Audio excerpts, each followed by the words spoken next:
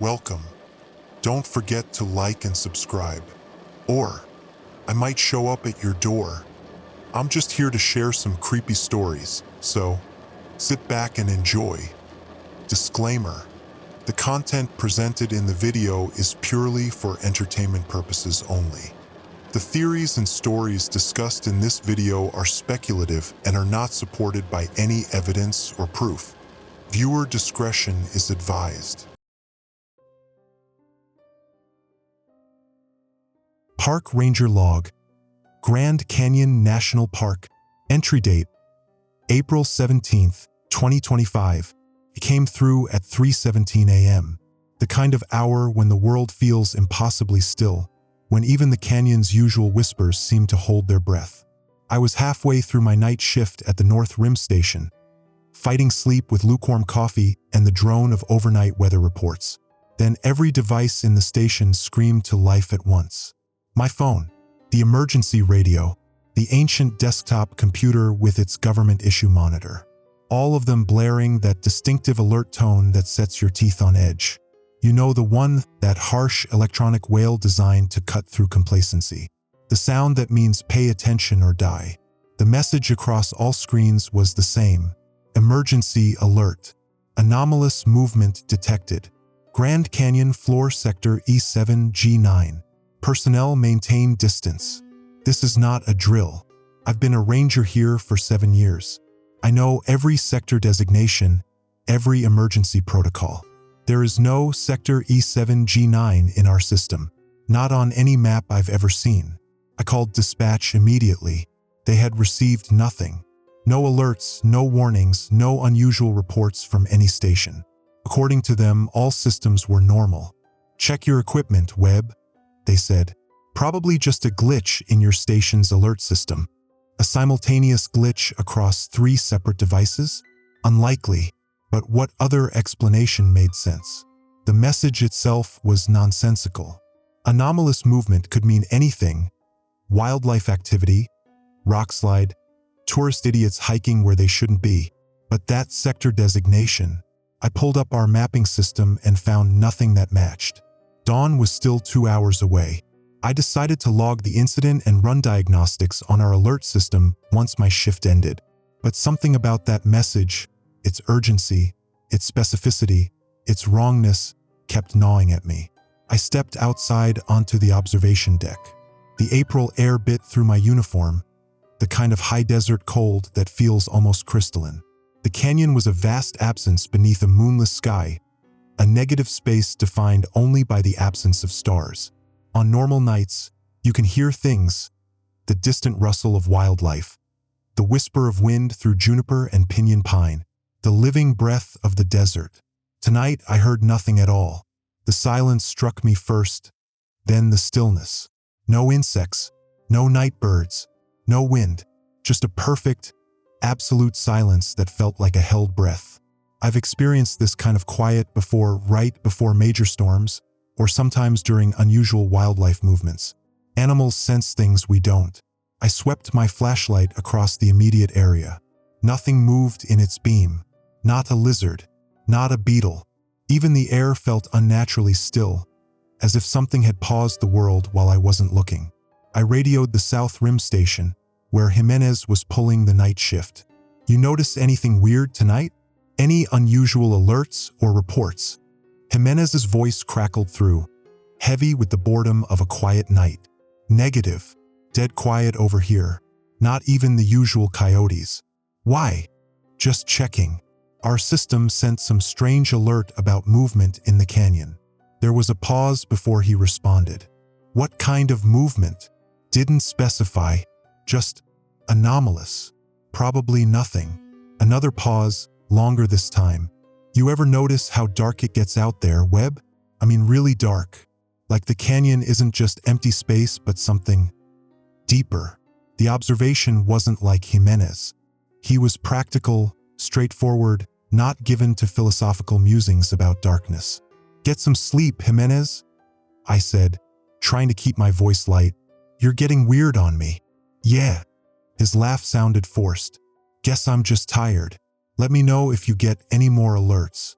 Back inside, I poured another cup of coffee and pulled up the visitor logs for the past week. Nothing unusual. Regular tourist numbers for April, lighter than summer months but steadily increasing as the weather warmed. No reported incidents beyond the usual sprained ankles and sunburns. My phone buzzed. Text message from Dr. Reyes over at USGS. We've worked together on occasion. She monitors seismic activity and geological changes in the canyon. Weird readings tonight. Anything unusual on your end? I hesitated before responding. Elena wasn't the type to reach out at 3:48 a.m. without reason. Got an emergency alert about movement in the canyon. Sector E7, G9. Mean anything to you? 3 dots appeared, disappeared, then appeared again. Finally, those aren't our sector designations. Military, maybe? I'm picking up microtremors throughout the eastern quadrant. Not seismic, more like percussion, as if something's moving down there. As I was formulating a response, my radio squawked. Pure static, then what sounded like words buried beneath layers of interference. I adjusted the frequency, trying to clear the signal, but the static only intensified. Beneath it, something that might have been a voice repeated the same pattern: 3 syllables, pause, 4 syllables, pause, over and over. The static cut out abruptly. In the sudden silence, my office phone rang. The caller ID displayed Sector E7, G9. My hand hovered over the receiver. We don't have phones at lookout points or on the canyon floor. There's nothing out there but rock and sky and whatever lives between them. No infrastructure, no power lines, no sector with that designation. The phone rang 7 times before stopping. When it fell silent, the room seemed to press in around me, as if the air itself had grown denser. Outside, a sudden wind rose, howling around the station's corners with a voice almost human. When I looked at the weather monitors, they showed no wind at all. Perfectly still conditions. 0 mph. I should have dismissed it all: the alert, the silence, the wind that wasn't there. Written it off as equipment malfunction, as stress, as the isolation that sometimes plays tricks on rangers during quiet seasons. There are logical explanations for false alerts, for discrepancies in weather readings, for the occasional odd call. But I've been in this job long enough to trust my instincts. And every instinct was screaming that something was wrong in a way I couldn't articulate. At precisely 4:13 a.m., every light in the station flickered. Just once, a momentary dimming, as if something had drawn a massive surge of power. In that brief instant of darkness, I swear I saw something through the window, a shadow moving across the stars, vast and fluid, like ink spreading through water. When the lights stabilized, my computer chimed with a new alert. Update: Grand Canyon floor anomaly. Classification: proximity event. The Grand Canyon is no longer empty. The message disappeared before I could take a screenshot, the screen returning to the standard monitoring display as if nothing had happened. I checked the system logs immediately. No record of any alert. No evidence it had ever existed. My radio crackled again, this time with Jimenez's voice, strained and uncertain. Webb, you seeing this? Seeing what? The shadows. In the canyon. They're moving. Not like clouds. More like. He trailed off, and I heard him breathing, too fast and shallow. Jesus, what is that? Dawn was still an hour away. From my vantage point, the canyon remained a featureless void beneath the stars. Jimenez, what exactly are you seeing? I don't. It's hard to. His voice dissolved into static, then returned. Something's coming up from below. Something big. The line went dead. I tried reaching him again, tried calling South Rim Dispatch, but all frequencies returned nothing but static. The same 3-syllable, 4-syllable pattern buried beneath the noise. Outside, the stars began to disappear, one by one, as if being systematically extinguished. Not the gradual lightening of approaching dawn, but individual points of light vanishing in a pattern that spread across the sky. I watched, frozen, as darkness consumed the constellations. In my pocket, my phone vibrated with a final alert. Emergency notification to all Grand Canyon personnel. Remain in place. Do not look down. They are waking up. What was waking up? Who sent these alerts? I have no answers, only questions that grow darker by the minute. It's 5:07 a.m. now. Dawn should be breaking. It isn't. The darkness is absolute, and I can feel it watching me. Marcus Webb, Park Ranger. North Rim Station. Park Ranger Log. Grand Canyon National Park. Entry date: April 18, 2025. I didn't report the alerts. Not officially. When my replacement arrived at sunrise, a sunrise that came almost 40 minutes late, though no one else seemed to notice, I mentioned a minor system glitch. Nothing to worry about. She nodded, barely listening, already focused on the day's visitor projections. I should have told someone, should have filed a formal incident report. But what would I write? That I received impossible alerts from non-existent sectors? That the night went too long? The darkness too deep? That stars disappeared one by one like lights being switched off?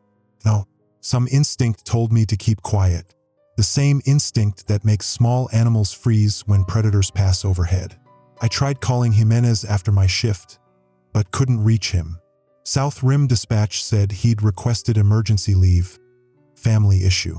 No other details. Jimenez has no family. Everyone who works with him knows this. Sleep wouldn't come.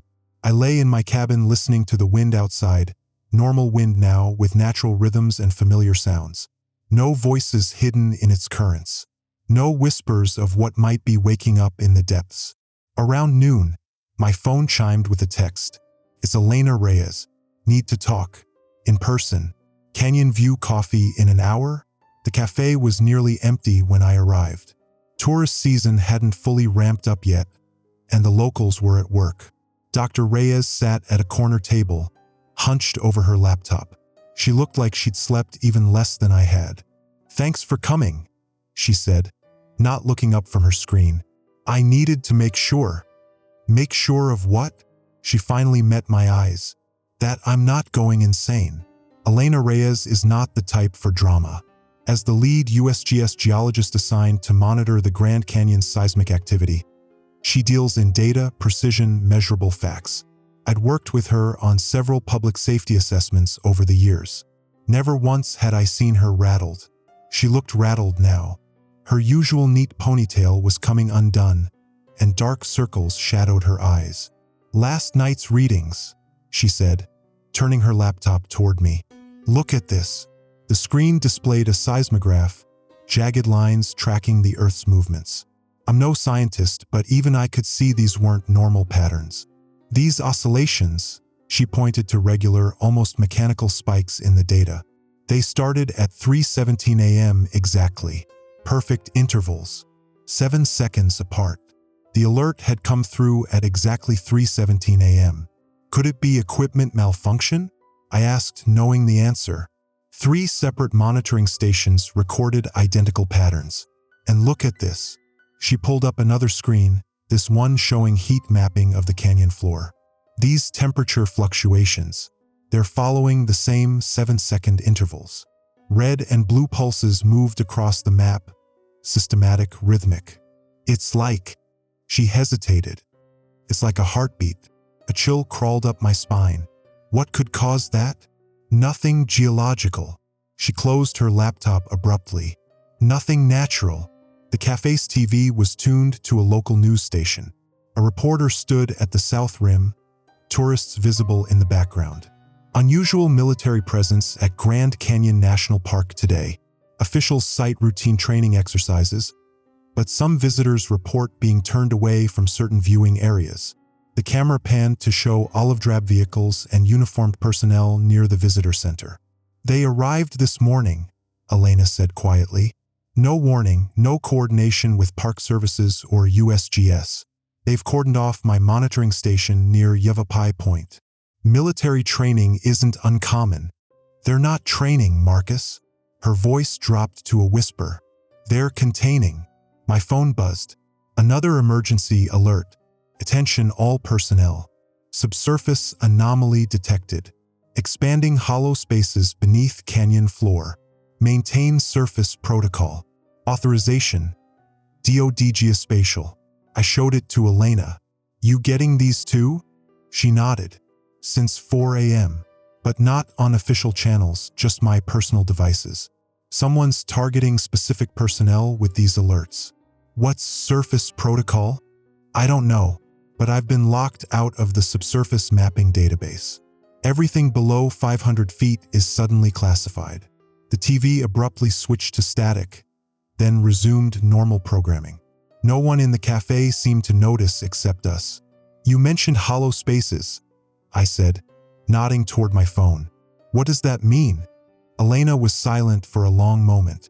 The Grand Canyon shouldn't have caves. Not significant ones. The rock formations don't support large cavern systems. She pulled a folded paper from her bag. This morning I found a data packet downloaded to my secure server. No source information, just raw imaging from deep scan radar. She unfolded the paper, a printout showing cross-sections of the canyon. And beneath it, spaces that shouldn't exist. Vast chambers interconnected by smaller tunnels, spreading like a root system beneath the canyon floor. These weren't there 2 days ago, she said. Or they were and we couldn't see them. Either way, she traced a finger along one particularly large void. They're expanding, and they're arranged in a pattern. I looked closer. The hollow spaces weren't random. They formed a distinct shape, something like a massive spiral or coil. Could be falsified data? I suggested, not believing it myself. I ran authentication protocols. It's from our equipment, using our proprietary markers. She refolded the paper with shaking hands. Something's down there, Marcus. Something big enough to register on seismic equipment. Something with a pulse. My radio squawked, the same pattern of static I'd heard last night. 3 syllables, pause, 4 syllables. Through the interference, I thought I caught words. Waking up now. Elena's face went pale. You hear that too? Before I could answer, everyone's phones in the cafe blared simultaneously with the emergency alert sound. Customers jumped. A barista dropped a mug. But when they checked their phones, they frowned, puzzled. They'd received no alerts, heard no alarms. Only my phone displayed a message. Emergency broadcast system. Grand Canyon National Park. Seismic anomaly warning. Avoid all canyon overlooks. Effective immediately. We need to talk to someone who might know what's happening, I said, standing up. Someone who's been here longer than either of us. Elena gathered her things. You're thinking of Jesse Blackwood? Jesse was a Navajo guide who'd lived near the canyon his entire life. His family had been here for generations, long before it became a national park. He knew the canyon in ways that went beyond maps and visitor trails. If anyone understands what these alerts mean, it's him. Outside, the sky had darkened prematurely, heavy clouds gathering over the canyon rim. But the weather report on my phone still showed clear skies and sunshine. As we walked to my truck, I noticed how quiet the birds had gone. The same unnatural silence from last night was settling over the park again. Elena's phone chimed. She looked at it and froze. What? I asked. She turned the screen toward me. It showed a single image, a security camera feed from her lab. The frame captured a figure standing with its back to the camera, looking at her monitoring equipment. The figure wore a military uniform, but something about its proportions seemed wrong. The shoulders too broad, its arms too long. The image quality was poor, pixelated, but I could swear the figure's head was shaped wrong too, elongated, almost insectoid. A text message followed the image. We know you received the scans. Bring them to Sector E7G9. We are waiting. Who sent this? I asked. It came from my office extension, but there's no one there. I locked it myself when the military shut down access. As we reached my truck, all the electronics in the parking lot went haywire at once. Car alarms blared. Lights flickered. A park digital information sign near the lot entrance cycled through random phrases. Welcome to Grand. Sector E7G9 breach. Hollow spaces expanding. No longer empty. Then everything went silent again. The sign returned to normal park information. Car alarms stopped, as if nothing had happened. But in that moment of chaos, I'd heard something else. A low vibration more felt than heard, rising from the ground beneath us. A rumble that seemed to carry subsonic words. "We have always been here." Elena's fingers dug into my arm. "We need to find Jesse Blackwood. Now." As we drove away from the visitor areas, my truck radio turned itself on, scanning rapidly through frequencies before stopping on pure static. Within the white noise, that rhythm continued. 3 syllables, pause, 4 syllables. A pattern that sounded increasingly like words. The canyon calls. No longer empty. End of log entry. Park Ranger log. Grand Canyon National Park. Entry date: April 19th, 2025. Jesse Blackwood lives in a small house on the reservation land adjacent to the park's eastern boundary. It's a modest place, weathered wood and stone that seems to have grown from the desert itself. By the time we reached it, the premature darkness had swallowed the landscape, though my watch insisted it was only 3:42 p.m. Elena noticed it too. "Sun's wrong," she murmured as we pulled up. "Setting too fast, too far north." Jesse was waiting on his porch. He didn't look surprised to see us, which unsettled me more than anything else that day. "Figured someone would come," he said, eyes fixed on the darkening horizon. When the ground started speaking again, he led us inside without further explanation. The interior was sparsely furnished but filled with books, geology texts sharing shelf space with volumes on indigenous mythology and history. A topographical map of the Grand Canyon dominated one wall, dotted with handwritten notes in a language I didn't recognize. "You've been expecting this?" Elena said. "Not a question." Jesse nodded. "For a while now. When they built that new observation platform last year at Eagle Point, I felt it. They dug too deep with the support pylons." He gestured for us to sit. "My grandfather would say they punctured the skin." "The skin of what?" I asked. Instead of answering, Jesse studied my face. "You've seen the alerts." "How did you?" "Because they always start with alerts," he interrupted. "Warnings that come too late." He turned to Elena. "And you've seen the hollow places." Elena removed the folded scan images from her bag, spreading them on the table. Jesse barely glanced at them before nodding grimly. "We call them Yat-e-du-yat-I, the breathing chambers," he said. "They're not caves, not spaces at all, really. They're more like organs." My skin prickled. "Organs of what?" Jesse walked to his bookshelf and removed an old leather-bound journal. "My great-grandfather recorded what his elders taught him, about what sleeps beneath the canyon." He opened the journal to a page filled with faded drawings, intricate illustrations of the canyon's cross-section. Within the rock layers were shapes disturbingly similar to Elena's scans, but rendered as organic structures. Pulsing chambers, winding channels, a massive form coiled within the earth. "The canyon isn't just a canyon," Jesse said quietly. "It's a wound, a tear in the flesh of something ancient, something that was here long before humans." "That's not possible," Elena protested weakly. "The Grand Canyon formed through erosion by the Colorado River, over millions of years." "Yes," Jesse agreed. "But what was the river eroding into? What was already there, waiting to be revealed?" A chill spread through me as I remembered the alerts. The Grand Canyon is no longer empty. "It was never empty," I whispered. Jesse nodded. "My people have known this for thousands of years.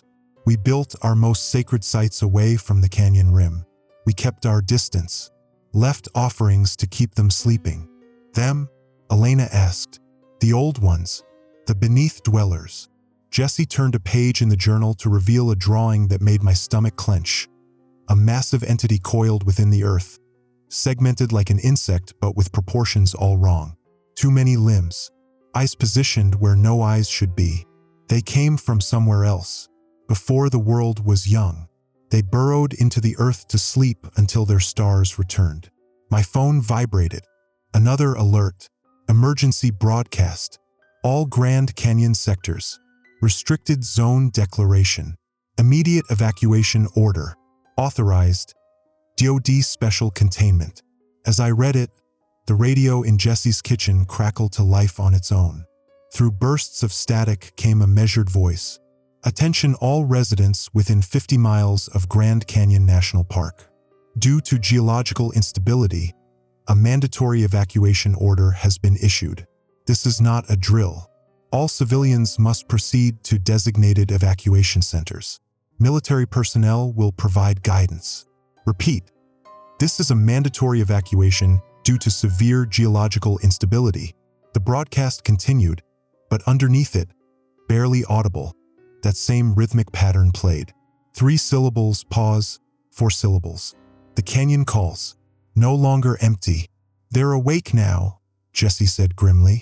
Your people's machines have been talking to them, measuring them, prodding them with sound waves and radiation. Every geological survey, every deep scan. He shook his head. You might as well have been poking them with sticks. That's why the military is here, Elena realized. They must have detected the movements before we did. Jesse laughed bitterly. The military has known for decades. Why do you think they have so many training areas near the canyon? So many underground facilities. He tapped the map on his wall. Sector E7, G9 isn't on your maps because it's not a park designation. It's theirs. My breath caught. You know what Sector E7, G9 is? It's where they've been studying one of them. A smaller one, they thought. Dormant. Dead maybe. His eyes were dark with ancient fear. They were wrong. Outside, the unnatural darkness had deepened. When I moved to the window, I saw military vehicles on the road. More than before, heading toward the canyon rim. Black helicopters thundered overhead, their searchlights cutting through the premature night. We need to go, I said. If they're evacuating the area. They're not evacuating, Jesse interrupted. They're containing. There's a difference. He gathered his journal and a small leather bag. And we're not going where they want to herd everyone. Where then? Elena asked. To the place where the first one broke through. Jesse pulled an old, weathered map from between the journal pages. My grandfather called it Yit-I Daholo, the place where darkness bleeds. Your people named it Havasu Creek. Elena's face paled. Havasu? That's where my equipment recorded the strongest signal oscillations. Because that's where the barrier is thinnest, Jesse confirmed. Where the oldest one first tried to reach the surface generations ago. My ancestors drove it back deeper, sealed the way with prayers and sacrifices. He rolled up the map. If we want to understand what's happening now, that's where we need to go. And if we don't want to understand? I asked. If we just want this to stop? Jesse's expression was grim. Then we definitely need to go there, because the only way to quiet them again is to know what woke them. My radio crackled, a new voice breaking through the static, harsher and more urgent than the evacuation broadcast. Attention all military personnel. Secure perimeter breach at Site Delta. Unknown biological signatures detected on approach vectors. Civilian communications blackout now in effect. Repeat. Civilian communications blackout now in effect. As if responding to the words, our phones died simultaneously. No power down, no warning. Simply dead. Through the window, I saw the military vehicles had stopped on the road. Soldiers were exiting, taking up positions. Not facing toward the canyon, but away from it, forming a perimeter around the entire area. They weren't trying to keep people out. They were trying to keep something in. We need to move, Jesse said, shouldering his bag. They'll be doing house-to-house sweeps soon, forcing everyone to evac centers where they can be monitored. Contained. How do we get to Havasu Creek? Elena asked. The main roads will be blocked. Jesse smiled thinly. My people have been traveling these lands without using your roads for thousands of years. He moved to a trapdoor in the floor, pulling it open to reveal stone steps descending into darkness. There are ways beneath the earth that even the old ones don't know. Small spaces between their sleeping bodies. The thought of going underground, of moving through narrow passages beneath a canyon now revealed to be something else entirely, made my pulse race with primal fear. But as distant sirens began to wail and the shadows outside Jesse's windows grew impossibly darker, I knew we had no choice. As we descended into the earth, my dead phone suddenly flared to life one last time. A final alert glowed on the screen. Emergency notification. Phase 2. To all authorized personnel. The hollow spaces are breathing. They remember US. End of log entry. Audio transcript. Digital recorder. Timestamp. April 19th, 2025//2217. I'm switching to audio recordings. Paper feels insufficient now. Words written down seem to change when I'm not looking. Letters rearranging themselves into patterns I don't recognize. We've been underground for hours. Jesse's small spaces between their sleeping bodies turned out to be a network of narrow tunnels. Some natural, some clearly modified by human hands generations ago. They wind beneath the reservation and the national park, occasionally opening into larger chambers where ancient petroglyphs cover the walls. Not the familiar symbols you see in tourism books. These are different, more angular. The lines curve in ways that hurt to look at directly. Elena says they remind her of circuit diagrams, but older, much older. Jesse walks these tunnels with unsettling confidence, navigating by touch and memory. My grandfather brought me here as a boy, he explained. Every Blackwood son learns these paths, just in case. In case of what? I asked. In case they wake up, he replied simply. We're resting now in one of the larger chambers. The air is different here, not stale like you'd expect so far underground, but strangely charged. Tastes like the atmosphere before lightning strikes. Metallic, expectant. Elena's been trying to revive her equipment.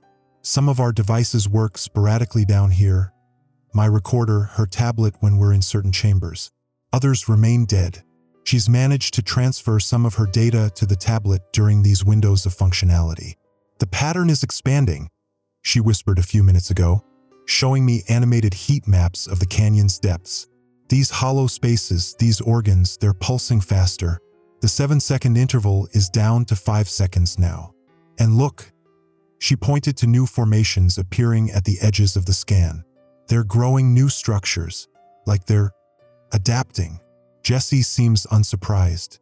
They're preparing, he says, changing to suit this world again. Through one narrow crevice in the chamber wall, we can see a slice of night sky. Stars are visible again, which should be reassuring. But they're wrong somehow. Arrangements I don't recognize. Constellations that shouldn't be visible in this hemisphere. Something is happening to reality around the canyon. We need to reach Havasu Creek by dawn. Timestamp: April 20th, 2025//342. We've emerged above ground briefly. Had to. The tunnel ahead collapsed recently, judging by the fresh dust still hanging in the air. Jesse says it's never happened before. They're shifting, he murmured, moving in their sleep. We're sheltering in a shallow cave on the canyon's north wall, about 2/3 of the way down. The view is, I don't have words. The canyon is illuminated from below. Pulsing light, not firelight, not electrical, emanates from certain fissures in the deeper recesses. The Colorado River is flowing backward in sections, defying gravity to curl upward along the canyon walls before crashing down again. The water gleams with bioluminescence that doesn't come from any algae I've ever seen. Military presence is everywhere. Helicopters patrol with searchlights, but they're avoiding certain areas, particularly the places where that strange illumination is strongest. On the rim above us, we can see the silhouettes of soldiers and equipment. They've established a perimeter all along the edge. A massive field hospital or command center has been erected near Mather Point. Even from this distance, the scale is impressive. They've brought in serious resources. God, something just moved in the canyon depths. Something massive. Not a rock slide. More like a shifting. As if the wall across from us adjusted its position. Settled differently. Elena is frantically documenting everything. Jesse sits apart, softly chanting in his native language. I catch certain phrases repeated. Return to sleep. The stars are not right. Remember the ancient pact. My radio crackled to life a moment ago. Through layers of static, a voice that identified itself as Major William Hargrove, 7th Special Operations Command. All civilian personnel must report to evacuation centers immediately. The Grand Canyon National Park and surrounding areas are under quarantine due to extreme geological instability. This is a Class 1 emergency situation. Resistance to evacuation will be met with detention under national security protocols. This message will repeat. It repeated, but with subtle differences. Words missing. New phrases inserted. All civilian personnel must report geological entity containment. Extreme biological hazard. They are moving. Resistance is under ancient protocols. They remember. Then another voice cut through, clearer, more authoritative. This is Major William Hargrove. I need to speak with Park Ranger Marcus Webb. We know you're monitoring this frequency. The situation is deteriorating. We have 4 hours before full emergence. We need your assistance. Elena and Jesse both looked at me. I didn't respond to the transmission. How would they know you're listening? Elena whispered. They're tracking all park personnel. I guessed. But something felt wrong. How would they know I specifically had a radio? Why ask for me by name? My phone suddenly chimed with an alert. Impossible, since it's been dead for hours. Emergency directive. Containment breach. Do not trust military communications. Major Hargrove compromised. 1922 yesterday. They are using our voices. Trust nothing that speaks. The message vanished as quickly as it appeared. The screen flickered, showing coordinates for a moment, a location near Havasu Creek, before dying again. We need to keep moving, Jesse urged. Dawn is coming. We need to be at the creek before the sun touches the water. As we gathered our gear, a military helicopter swung precariously close to our position. Its searchlight raked the canyon wall, stopping just short of our hiding place. Through my binoculars, I could see the pilot, or what should have been the pilot. The cockpit contained a figure in military uniform, but its movements were wrong, jerky, insectoid. Its head sat at an impossible angle on its shoulders. As the helicopter turned, light fell across its face. It had too many eyes. Timestamp: April 20th, 2025 //513. We're moving again. Different tunnels now, steeper, descending toward the canyon floor. The walls are sweating some viscous fluid that doesn't feel like water. It glistens with that same bioluminescence we saw in the river. Elena touched it against Jesse's warnings, said she needed a sample. The fluid moved toward her finger before she made contact. Reached for her. She jerked back just in time. The substance left a perfect impression of her fingerprint on the rock, though she never actually touched it. Jesse says we're getting close to Havasu Creek. Close to Yidai Daholo, the place where darkness bleeds. The air is getting thicker, harder to breathe. Smells like ozone and something else. Something organic and ancient, like the exhalation of a creature that evolved in another atmosphere entirely. My radio continues to receive fragments. Different voices now, sometimes overlapping. Containment failing at sectors 7 through 13. Entity biosignatures multiplying. They're not coming up from below. They're coming through. Through what? From where? An emergency alert blared from both Elena's tablet and my phone simultaneously. Devices that shouldn't be working at all. Attention all personnel. Reality containment protocols enacted. The stars are aligning. Phase 3 imminent. Beware dimensional bleeding. The message was followed by a different one. Text appearing letter by letter as if being typed in real time. Webb, this is Jimenez. Not at South Rim. Took me. Changed me. Don't trust anyone in uniform. Don't trust anyone whose shadow moves wrong. They're wearing us like clothes. Another helicopter passed overhead, this one flying erratically. Through a crack in the tunnel ceiling, I glimpsed it spiraling toward the canyon floor, searchlights spinning wildly. It didn't crash. Dissolved, melted into the air itself, leaving nothing behind. The canyon walls are definitely moving now, not trembling like in an earthquake, moving purposefully, adjusting, the very stone rippling like muscle beneath skin. Elena's tablet is displaying impossible readings, radiation types that don't exist in our classification system, seismic patterns that her software reads as biological in origin, temperature fluctuations that should be melting the rock around us. "We're here," Jesse whispered suddenly, stopping at a fork in the tunnel. Below us, Havasu Creek, the place where darkness bleeds. The tunnel opens onto a ledge overlooking what should be the beautiful blue-green waters of Havasu Creek. But what flows below us now isn't water. It's that same viscous, bioluminescent fluid we saw on the tunnel walls, but vast amounts of it. A river of living light that moves against gravity, flowing in complex patterns that form and reform into structures like circuit diagrams, like neural networks, like the same unsettling symbols we saw etched into the chamber walls. And standing at the edge of this impossible river is a figure in military uniform. Tall, broad-shouldered, imposing. It turns as we emerge from the tunnel, and I recognize the insignia of a major. "Park Ranger Webb," the figure says in a perfectly normal human voice. "Dr. Reyes, Mr. Blackwood, thank you for coming. We've been waiting for you." His shadow stretches toward us across the cavern floor. Elongated, segmented, bristling with too many limbs. "Major Hargrove, I presume?" I manage to say. He smiles. His teeth are perfectly human. His eyes are not. "Not exactly," he replies. "But this body was his, yes, before the joining." Behind him, the luminous river surges upward, forming a column that reaches toward the cavern's ceiling. Within its light, I can see shapes moving, vast forms that fold and unfold through dimensions I can't comprehend. My phone delivers one final alert. Emergency broadcast. Final notice. The Grand Canyon is no longer empty. It never was. They are coming through. The stars are right.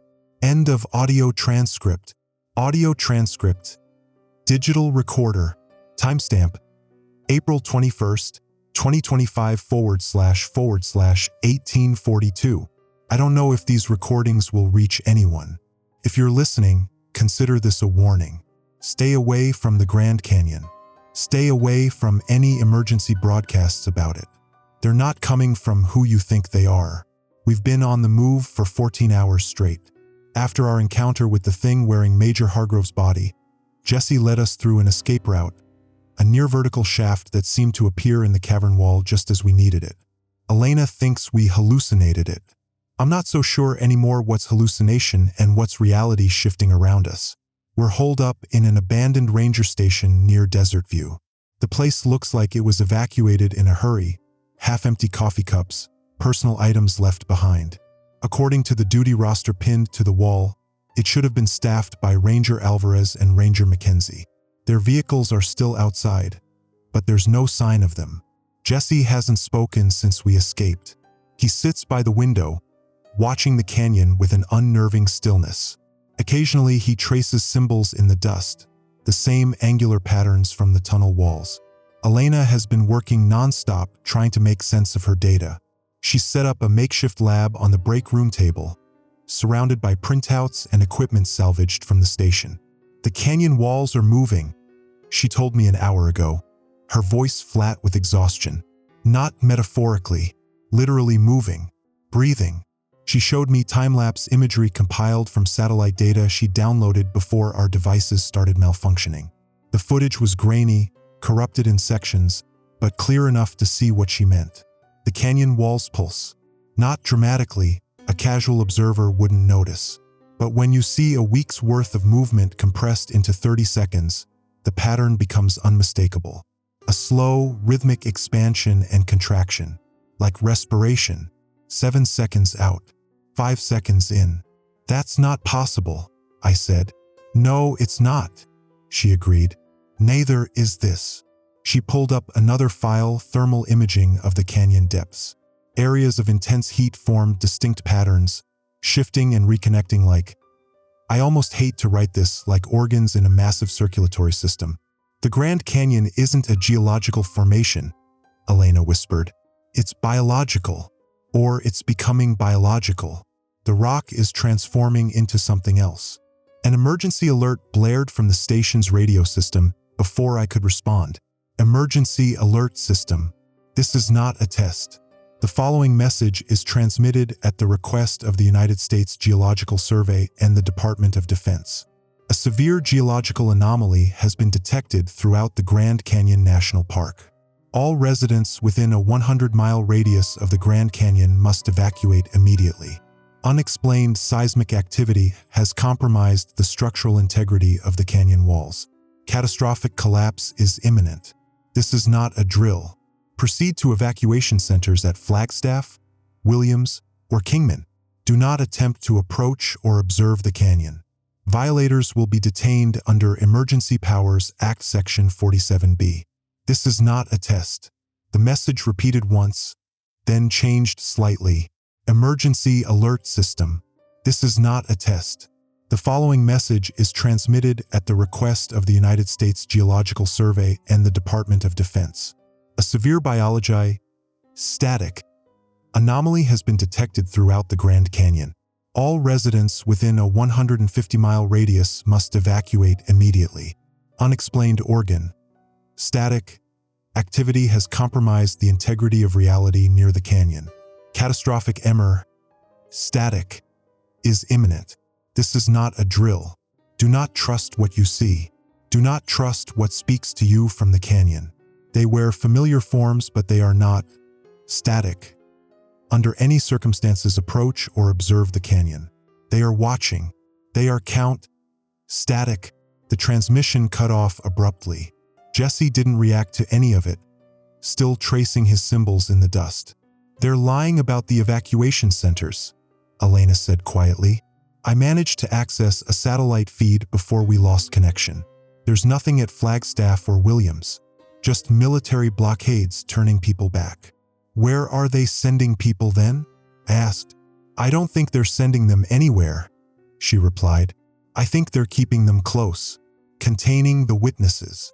A sound from outside interrupted us, the low, distinctive thrum of helicopter rotors approaching.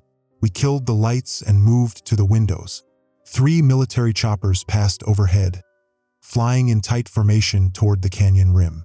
They carried something suspended beneath them, a massive metal container, cylindrical, easily 40 feet long.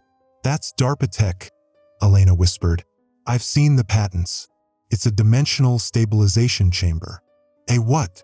A device designed to repair tears in spacetime. Theoretical technology. I didn't think they'd actually built one. The helicopters hovered over a section of the rim where bright floodlights revealed a military installation that hadn't been there 2 days ago.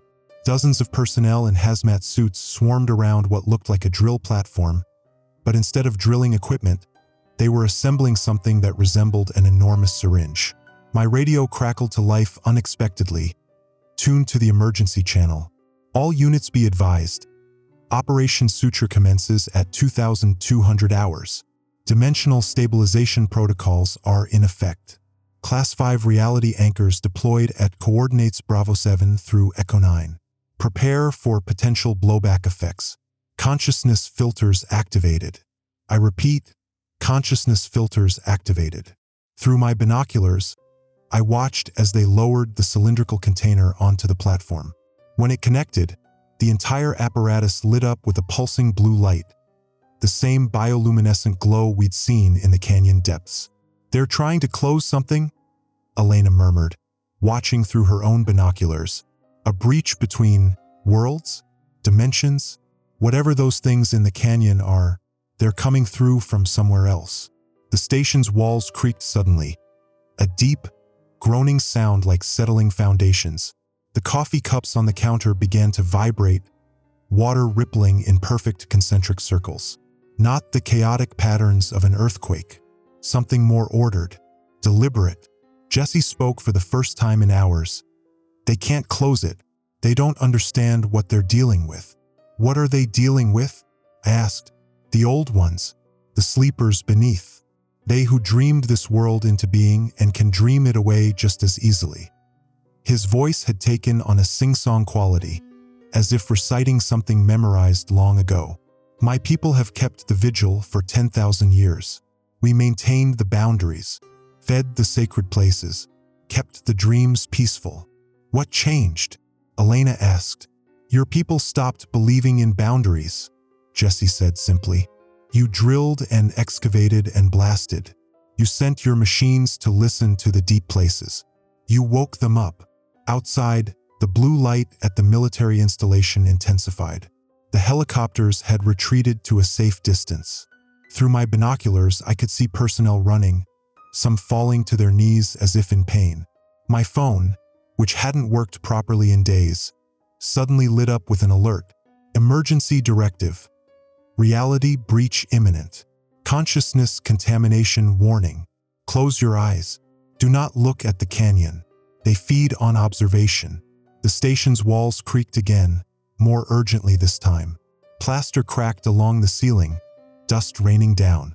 But it wasn't falling straight down. It hung suspended momentarily, then began to drift sideways, defying gravity. Look, Elena breathed, pointing to the window. Outside, the night sky had changed. Stars formed impossible geometries, constellations I'd never seen before.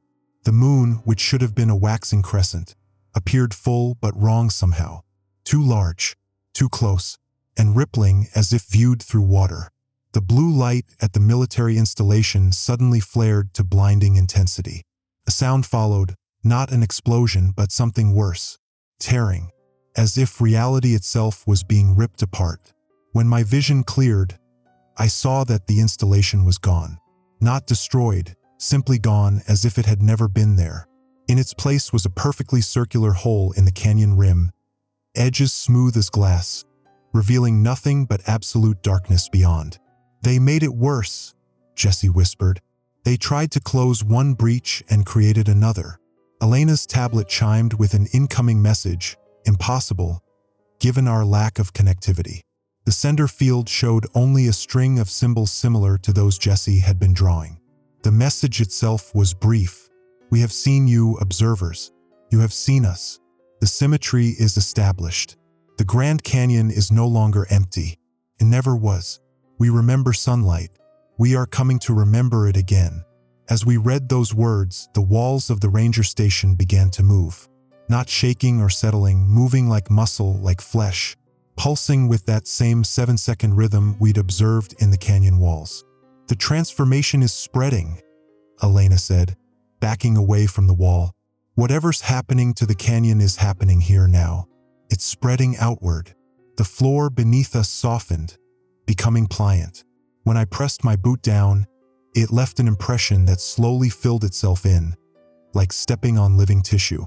Another emergency alert blared from multiple devices simultaneously. The radio, Elena's tablet, my phone, even the station's ancient weather alert system. Emergency alert system. This is a planet-wide notification. The Grand Canyon containment protocols have failed. Reality anchors at 27 locations have collapsed. Dimensional bleeding has been detected in a 300-mile radius and expanding. All personnel revert to Case Omega protocols. Civilian populations within affected zones are now classified as compromised. Communication blackout enforced. The stars are aligning. They are remembering us. We are remembering them. The transmission ended with a series of tones. Not the standard emergency broadcast tones, but something musical, almost beautiful in its complexity. As they played, the walls around us pulsed in perfect synchronization. Jesse stood suddenly. We need to leave. Now. Where can we go? I asked. If this is spreading, there's one place they cannot reach yet. A sanctuary my ancestors prepared. But we must hurry. When the walls fully awaken, nothing will remain as it was. Through the window, I could see the canyon in the moonlight. The walls were moving now, not subtly as in Elena's time-lapse footage, but visibly, unmistakably. Vast sections of stone rippled like flags in the wind. The Colorado River had stopped flowing entirely, its surface perfectly still, reflecting those wrong stars above. And rising from the depths, silhouetted against that uncanny moonlight, were shapes. Enormous, impossible shapes that seemed to fold and unfold through dimensions I couldn't comprehend. They moved with purpose, with awareness. One of them turned, though turned isn't quite right for a thing with no clear front or back. and I felt the weight of its attention fall upon our small ranger station. The walls around us pulsed faster in response, as if in greeting, as if in recognition. "Now," Jesse said urgently. "We leave now." As we gathered our essential gear, my radio delivered one final message. The voice was Major Hargrove's, but wrong, layered with something else, something ancient and patient and vast. "Marcus Webb, Elena Reyes, Jesse Blackwood, we see you. We have always seen you. Your ancestors dreamed us. We dreamed them in return. The symmetry is beautiful, is it not? Stay if you wish to join the remembering. Run if you wish to prolong the forgetting. It matters not. The Grand Canyon is no longer empty. Soon, nothing will be." We ran into the night, away from the canyon, as the ranger station began to fold in upon itself behind us, transforming into something that belonged in no architecture of this world. End of audio transcript.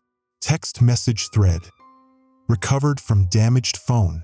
Timestamp: April 22nd, 2025 //617. 2. Jim Costner, Regional Director, NPS. From Marcus Webb. "Jim, if you get this, do not send anyone else to the canyon. Not rangers, not rescue, not military. Whatever's happening is spreading. Ranger Station at Desert View transformed into something else. Elena, Jesse, and I barely escaped. Currently at Jesse's grandfather's place on reservation land. No electronics work here except my phone, intermittently. Something about the soil composition, Jesse says. Ancient precaution." 2. Jim Costner, Regional Director, NPS. From Marcus Webb. "Need to document this while I can. Military containment has failed. The canyon is changing, not just physically. Reality itself is warping around it, spreading outward. Elena estimates 300-mile radius affected and growing. Stars are wrong. Time feels wrong. Jesse says his people have myths about this. The Great Awakening. Says his ancestors built sanctuaries. We're in one now." 2. Jim Costner, Regional Director, NPS. From Marcus Webb. "Phone keeps dying. The alerts are finding us even here. Emergency broadcasts playing from devices that aren't even powered on. Elena's tablet spoke yesterday, not through speakers. The screen membrane vibrated to produce sound. Message warned, they are ascending to remember the sun. Jesse says we have 24 hours before full remembrance. Won't explain what that means. Signal lost. Attempting reconnection. Signal reestablished. Audio transcript. Digital recorder. Timestamp: April 22nd, 2025 //1433. The sanctuary is a small stone structure nestled in a box canyon on reservation land. From the outside, it looks like an unremarkable hogan, circular, made of stacked stone with a wooden door facing east. But inside, the space defies physical laws. The circular room is maybe 15 feet across externally, but inside it stretches much farther. Not in a way that feels supernatural or magical. There's no shimmering portal or obvious distortion. It simply is larger within than without, as if the interior space exists partially in another dimension. The walls are lined with symbols similar to those Jesse was tracing in the dust at the ranger station, but more complex, more extensive. They seem to shift slightly when not directly observed. Elena says it's a neurological effect, our brains struggling to process information that doesn't conform to expected patterns. Jesse says it's because the symbols exist in more dimensions than we can perceive. My grandfather called this place the bubble between breaths, Jesse explained while preparing a bitter tea from herbs stored in clay jars. It exists in the pause between their dreaming and their waking. A sanctuary my ancestors built thousands of years ago, during the last remembering. The last what? I asked. Every few millennia, they stir in their sleep, begin to remember what it was like before they dreamed themselves into stone and slumber, begin to hunger for the world above. He passed us each a cup of the steaming liquid. Drink. It will help anchor your consciousness when the remembering accelerates. Elena sniffed the tea suspiciously. What exactly are they? These entities in the canyon. Jesse's expression remained impassive. They have no name in your language. In mine, they are to Nenili Bayazi, those who dream the world. Before humans, before mammals, before life crawled from the seas, they were not gods, something older. They dreamed reality into the shape we know, then tired of it and dreamed themselves into stone to rest. That's mythology, Elena said carefully. Poetic. But it doesn't explain the biological and dimensional anomalies we're observing. Drink the tea, Jesse replied simply. We drank. The taste was indescribable. Not unpleasant, but utterly unfamiliar, as if sampling a spice that existed outside known chemistry. Immediately, the world seemed to crystallize around me. The shifting symbols on the walls stabilized. The dimensions of the room settled into something my mind could process. Even my thoughts felt more ordered, more linear. How long will we be safe here? I asked. Until sundown, perhaps, Jesse answered. The sanctuary works because they forgot about it when they went to sleep. But as they wake more fully, they'll remember everything, including the spaces we've hidden from them. A sharp, mechanical wail cut through our conversation. The unmistakable sound of an emergency alert. But there were no devices in the sanctuary. Jesse had insisted we leave everything electronic outside. The sound came again, emanating from the center of the room. The air itself seemed to vibrate with the alert tone, condensing into a shimmering distortion that gradually took form. A ghostly approximation of an emergency broadcast screen, hovering in midair.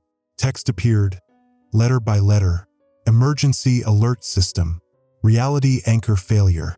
The following message is transmitted at the request of DARPA and the United States Geological Survey. All reality anchors in the Grand Canyon containment zone have failed. Dimensional bleeding has reached Category 5. All personnel within a 300-mile radius are to initiate Protocol Omega-7. Civilian populations are advised that what they perceive may no longer conform to baseline reality. Trust nothing that speaks to you from unusual places. Trust no one whose shadow moves independently. The stars are aligning. The remembering cannot be stopped. This is the final broadcast. The message hung in the air for several seconds before dissolving into particles that drifted to the floor like luminescent ash. They've found us, Jesse whispered. Outside, a sound like distant thunder rolled across the landscape, but the sky above had been clear when we entered. Elena moved to the single small window, then stepped back with a sharp intake of breath. The sky, she managed. I joined her at the window. The clear blue afternoon had vanished, replaced by a churning mass of clouds unlike any weather formation I'd ever seen. They spiraled inward toward a central point, forming a vast vortex that stretched from horizon to horizon. But the most disturbing aspect wasn't their formation, it was their color. Deep, bruised purples interlaced with that same bioluminescent blue we'd seen in the canyon depths. And through gaps in the clouds, stars were visible. Stars in broad daylight. Wrong stars. Constellations that shouldn't exist. The dimensional bleeding is accelerating, Elena said, her voice steadier than I expected. The tea helps, she added, noticing my surprised look. Keeps the panic at bay. Keeps me thinking clearly despite that. She gestured at the impossible sky. A new sound rose from the direction of the canyon. Not thunder, but something more organic. A vast, low moan that seemed to vibrate through the earth itself. It rose in pitch gradually, transforming into something almost musical. A chorus of inhuman voices calling back and forth. They're communicating, Jesse said, remembering each other. The ground beneath our feet trembled. Not the familiar motion of an earthquake, more like the shudder that runs through a dreaming dog. A reflexive twitch of something vast and slumbering. My phone, which I'd left outside as instructed, began to chime with alerts. Rapid, overlapping tones that built to a frantic cacophony. Against Jesse's warnings, I retrieved it. The screen was filled with emergency notifications, arriving faster than I could read them. Emergency alert. Grand Canyon containment failure. Emergency alert. Biological anomaly spreading. Emergency alert. Dimensional stability compromised. Emergency alert. Consciousness contamination warning. Emergency alert. Reality anchor failure. Emergency alert. The dreaming ends. Emergency alert. The remembering begins. Emergency alert. They see you, Marcus. Emergency alert. They have always seen you. The final message appeared letter by letter, as if someone was typing it in real time. We remember your ancestors, Marcus Webb. We remember when they walked beside us. We remember when they dreamed with us. It is time for you to remember too. The phone grew hot in my hand, the screen brightening to an impossible luminosity. I dropped it as the metal frame began to melt, transforming into the same viscous, bioluminescent fluid we'd seen in the canyon depths. It pulsed once on the ground, then flowed toward the door of the sanctuary like a living thing, seeping under the threshold and disappearing. They're using our technology to find us, Elena realized. The emergency alert system, they've hijacked it somehow. Not hijacked, Jesse corrected. Become. The boundary between technology and biology is meaningless to them. All is dreaming. All is remembering. Another tremor shook the sanctuary, stronger this time. Dust rained from the ceiling. The symbols on the walls began to shift again, more rapidly now, rearranging themselves into new patterns. The sanctuary is failing, Jesse said. They're remembering it exists. What happens when they fully remember? I asked. Reality as we know it ends, he replied simply. They remake the world to match their true form, their true needs. Elena's scientific skepticism finally broke. That's not possible. Matter can't just transform because something thinks about it differently. Matter is thought, Jesse said. Reality is dreaming. They dreamed this world into being once. They can dream it into something else just as easily. A new sound cut through our argument, the distinctive thrum of helicopter rotors approaching rapidly. Through the window, we glimpsed 3 military aircraft speeding toward us, flying low enough to kick up dust from the canyon floor. Someone else knows about this sanctuary, I said. Jesse's expression darkened. The government has been watching my family for generations. They've studied our stories, our sacred sites. They know what lives beneath the canyon. And they're coming to extract us? Elena asked hopefully. Or silence us, Jesse countered. The lead helicopter swooped lower, hovering just above the sanctuary. Its downdraft whipped dust and debris in a frenzy around the structure.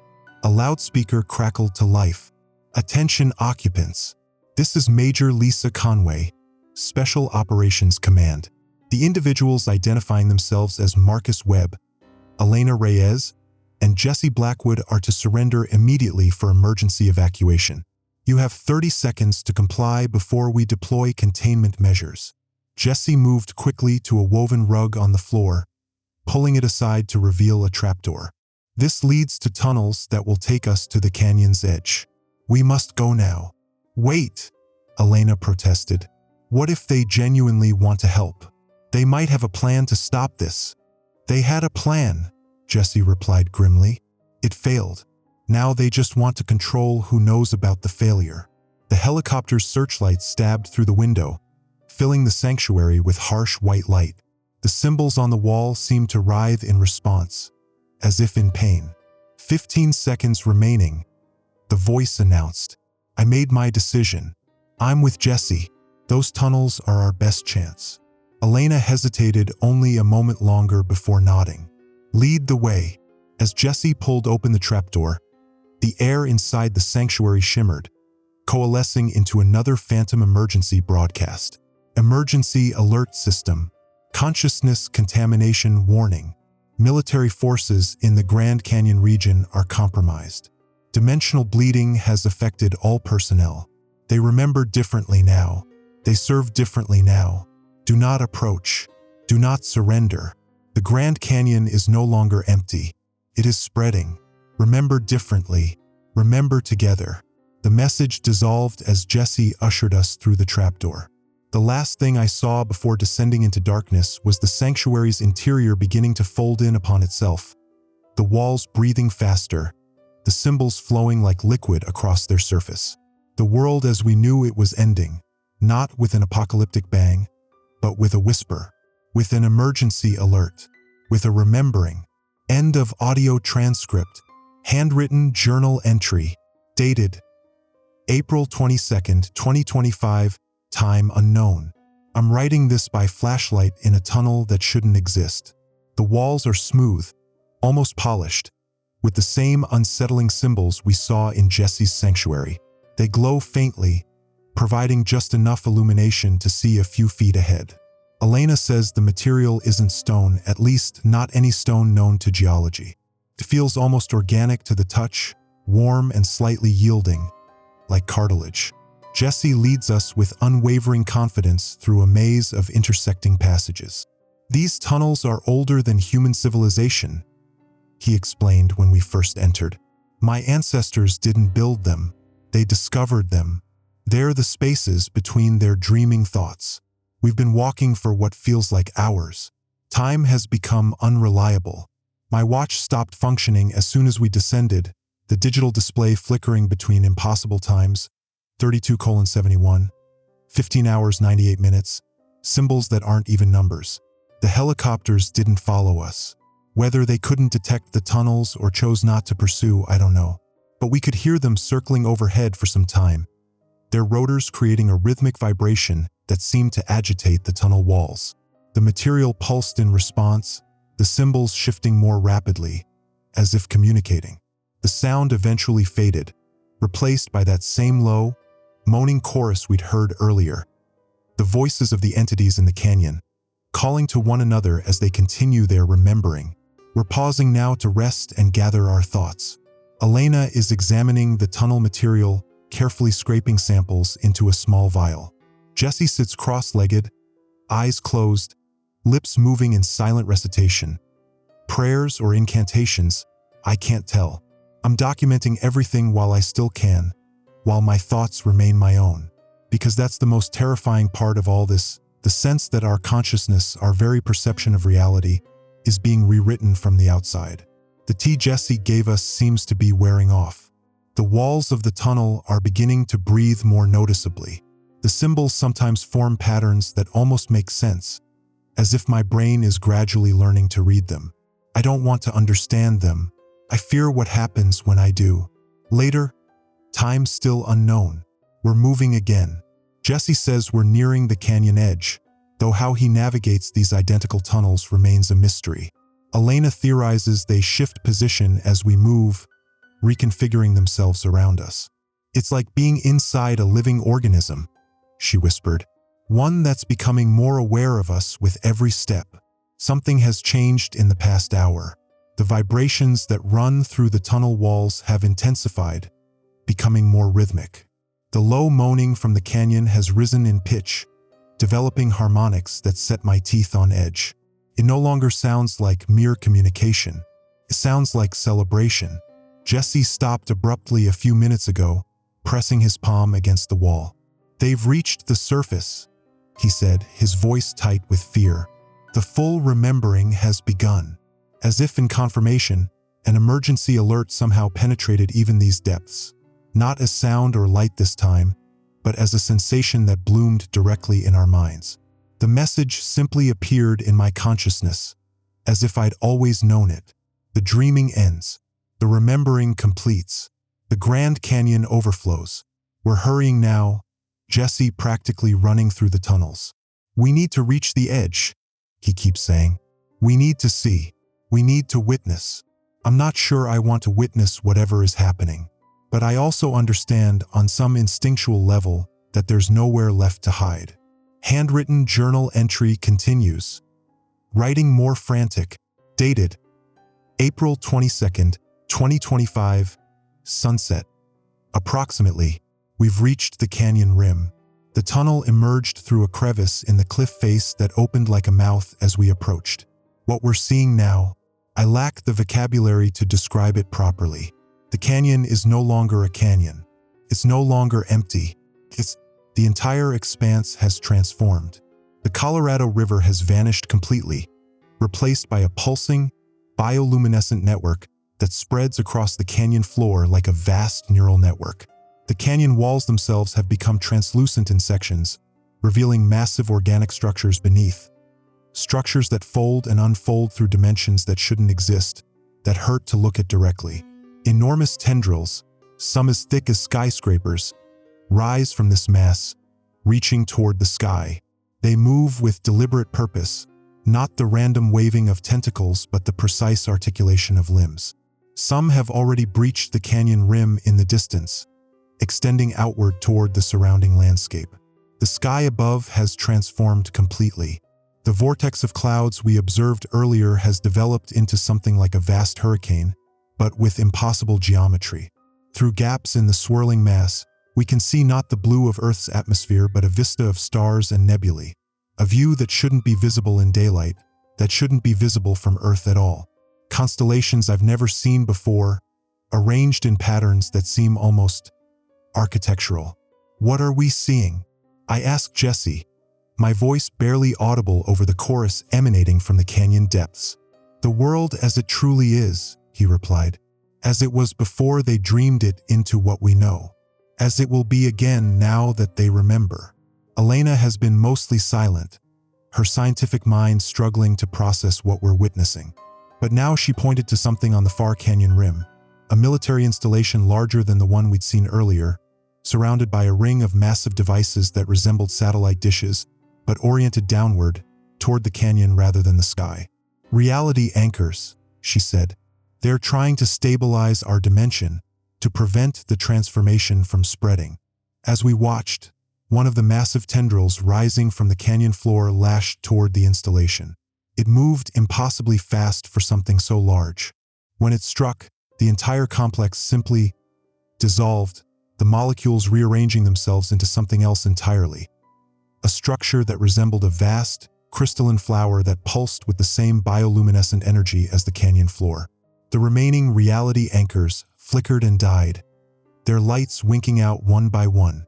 A new emergency alert manifested, not as a broadcast or a mental intrusion this time, but written across the sky itself in vast letters of fire.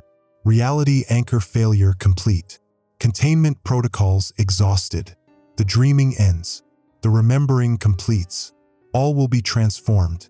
The message hung in the air for several seconds before dissolving into particles that drifted downward, merging with the transformed landscape below. We need to move, Jesse urged. The transformation is accelerating. It will reach this section of the rim soon. Move where? Elena demanded, gesturing at the changed world around us. Look at this, the spreading in all directions. There's nowhere left to go. She was right. In the distance, beyond the canyon, we could see the transformation advancing across the landscape. A wave of change that converted familiar desert terrain into something alien yet strangely organic. Trees twisted into impossible new forms. Rock formations liquefied and reconstituted into pulsing, crystalline structures. The very ground rippled like water. And everywhere, emergency alerts manifested. Hovering in midair, etched into transformed surfaces, whispered by the wind itself. Emergency alert. Reality reconfiguration in progress. Do not resist the remembering. All will be transformed. All will remember together. A military jet streaked across the transformed sky, presumably attempting to observe or perhaps even attack the source of the phenomenon. As it passed over the canyon, it shimmered and changed, not exploding or crashing, but smoothly transforming into a flock of creatures that resembled birds only in the most abstract sense, with too many wings arranged in geometries that defied conventional physics. They scattered in perfect formation, their movements synchronized like components of a single organism. What happens to people? I asked Jesse, my voice breaking. When the transformation reaches them? His expression was grim. They remember differently. Their consciousness adapts, becomes part of the greater remembering. They die. Elena pressed. No, Jesse said. Something else. Something beyond our vocabulary.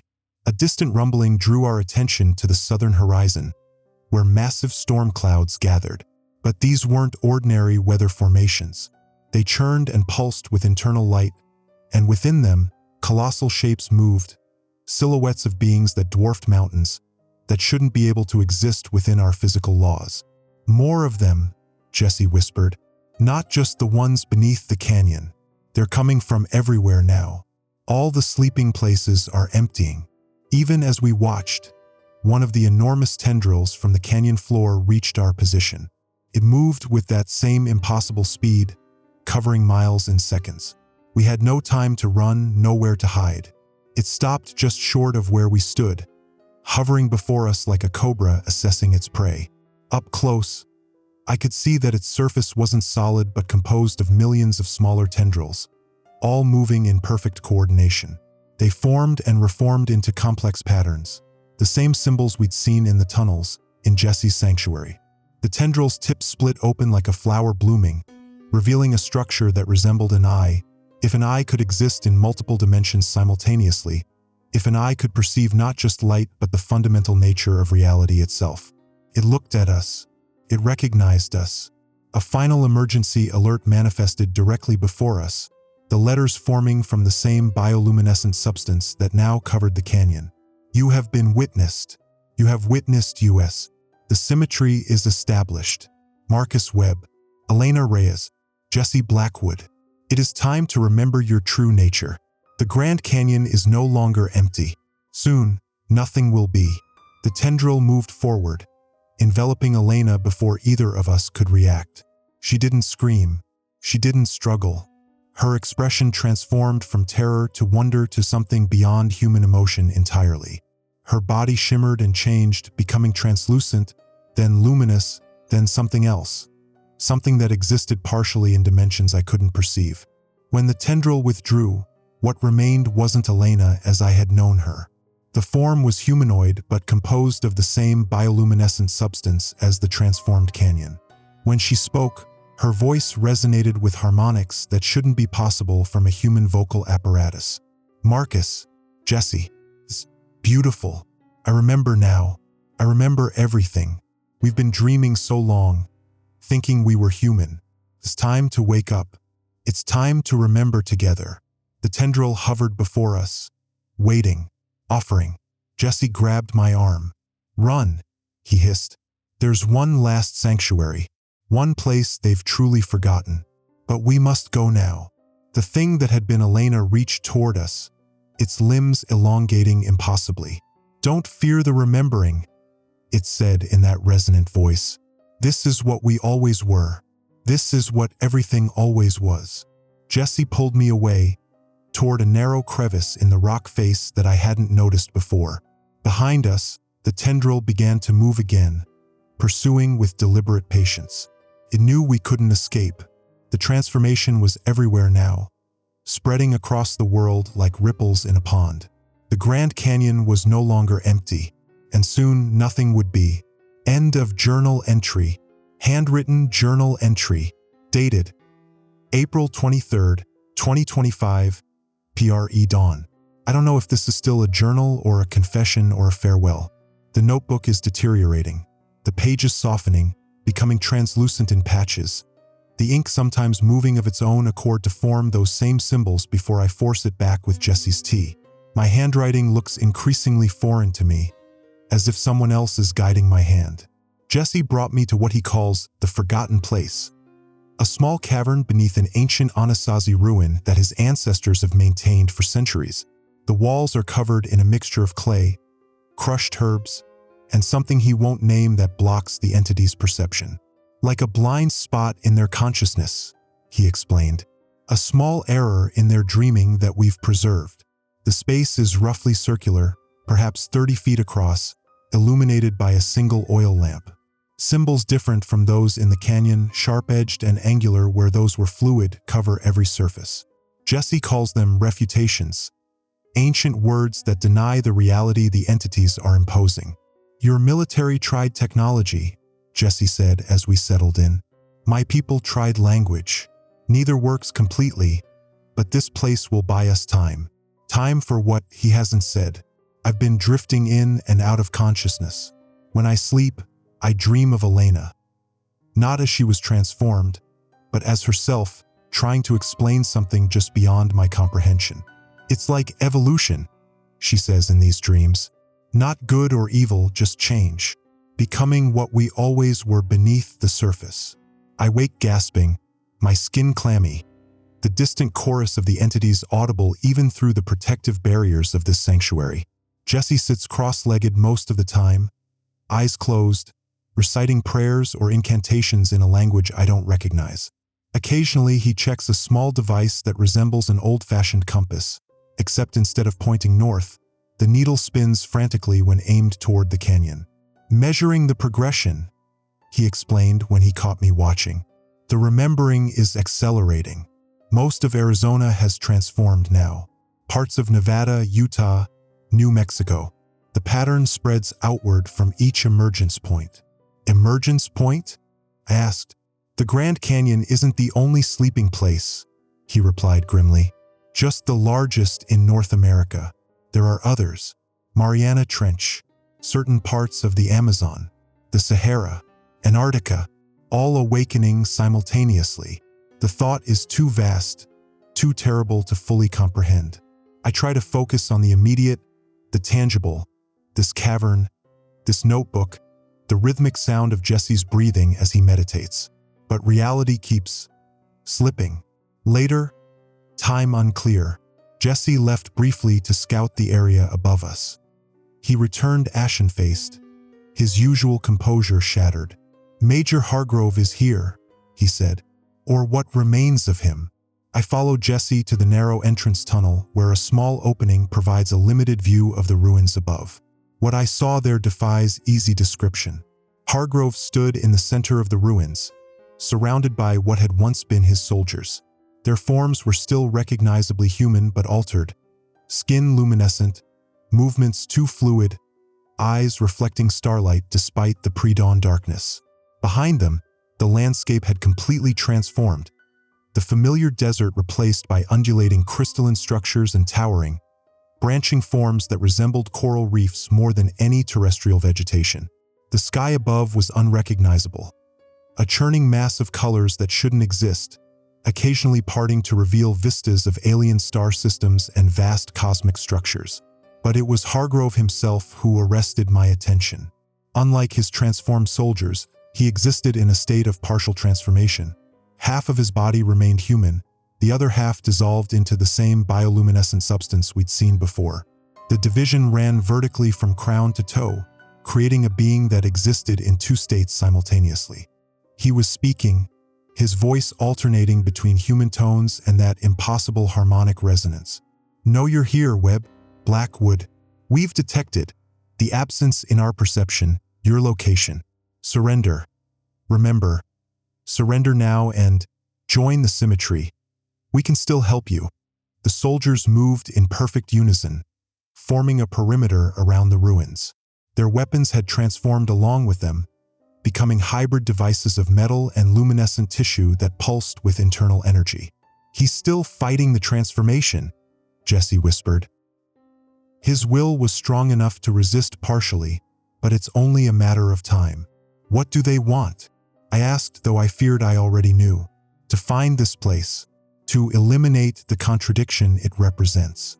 The entities cannot tolerate gaps in their remembering, and they want us, especially you." "Me?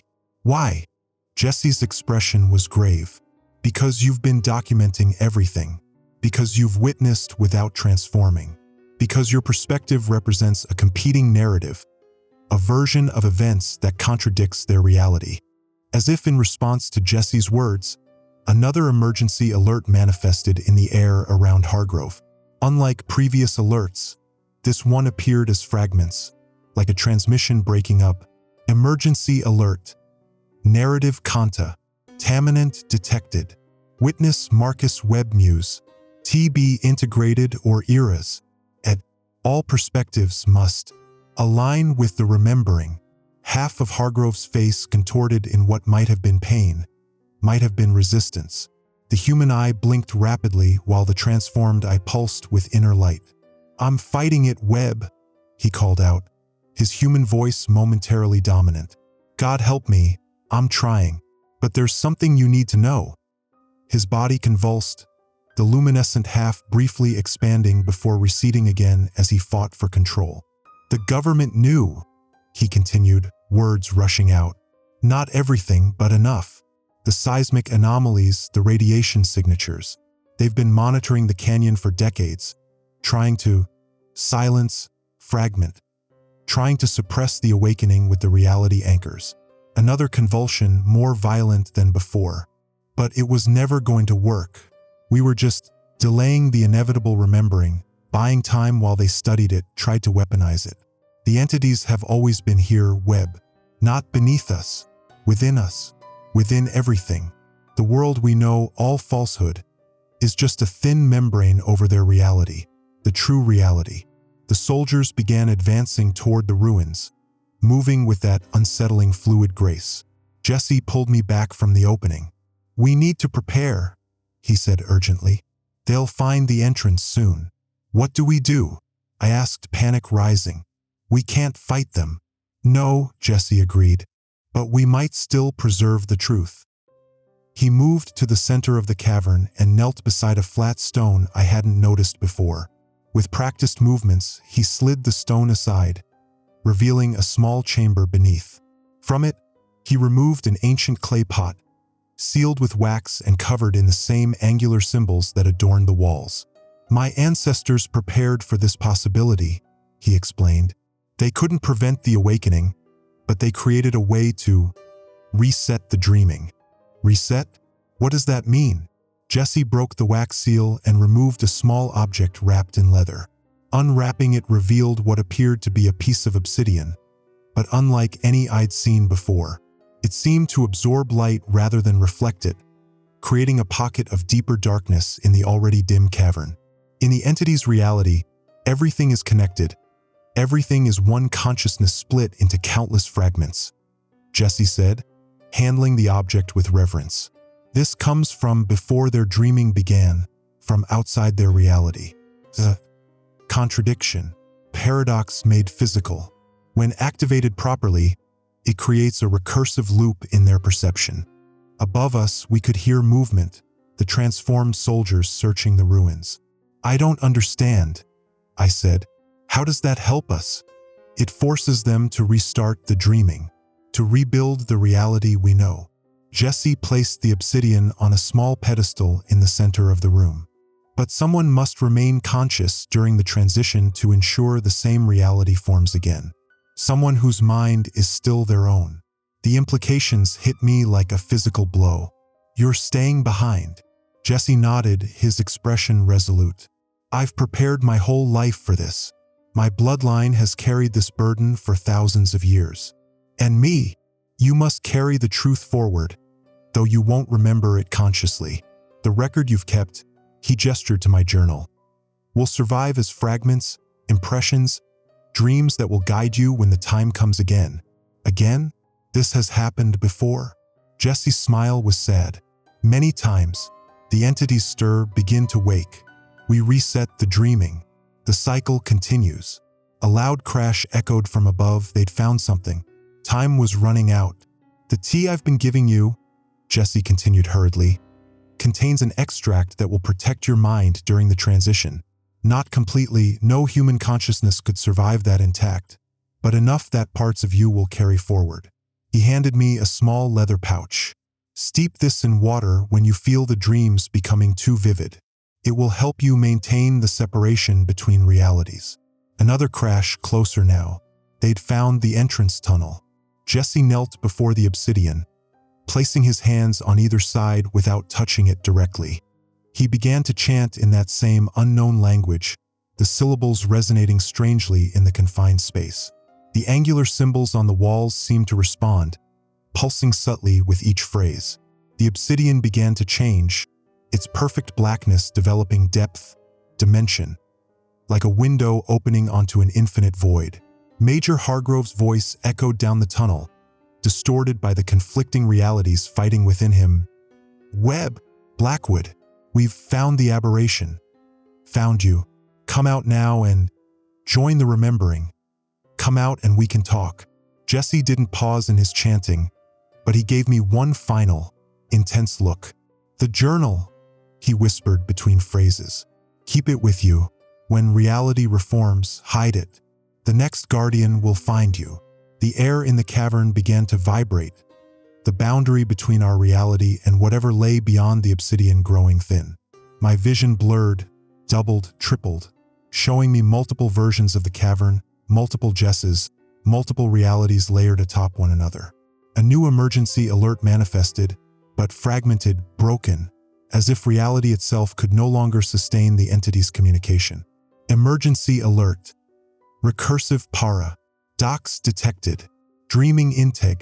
Righty compromised. Recompilation of real. ITY imminent. The tunnel entrance shattered inward. Hargrove stood silhouetted against it, his transformed half blazing with internal light. Behind him, the soldiers waited, their movements now erratic, confused, affected by whatever Jesse was doing. Stop! Hargrove's human voice called out, desperate. You don't understand what you're doing.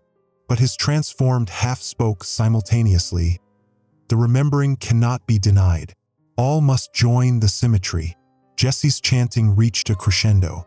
The obsidian on the pedestal expanded somehow, becoming a sphere of absolute darkness that began to consume everything it touched.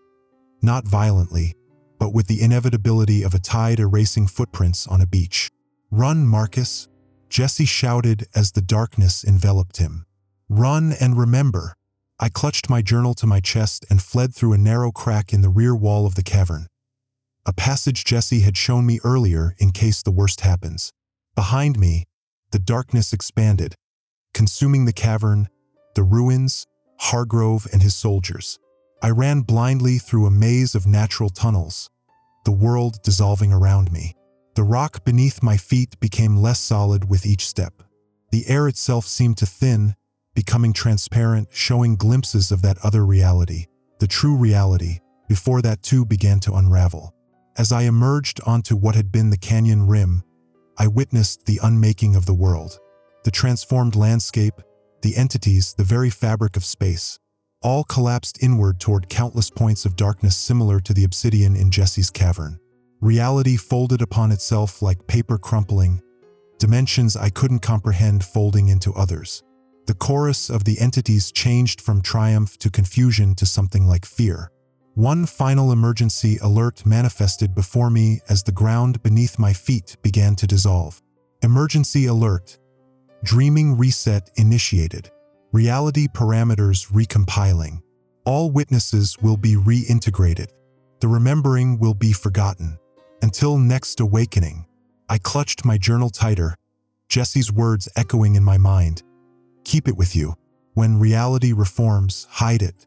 The world went dark. The dreaming began again. End of journal entry. Computer log entry. Dated April 24th, 2025, 7:43. I woke in my cabin this morning with the strangest headache and no memory of going to bed. According to my computer, I've been off duty for the past 2 days. Scheduled personal time that I have no recollection of requesting. There's an odd gap in my journal too. Several pages torn out that I don't remember removing. When I mentioned this to Elena on our morning call, she seemed distracted, mentioning she'd experienced similar disorientation after returning from her field research. Probably just altitude sickness, she suggested, though she didn't sound convinced. The air's thin up here on the rim. We've been getting reports of unusual seismic activity near the canyon floor. Nothing concerning yet, but I'll increase monitoring protocols as a precaution. Major Hargrove's team has established a new research station on the south rim, something about advanced geological surveys, though they've been vague about the specific focus. Jesse stopped by my cabin earlier, bringing a gift of what he called traditional tea, said it would help with my headache. It tasted familiar somehow, though I can't recall ever having it before.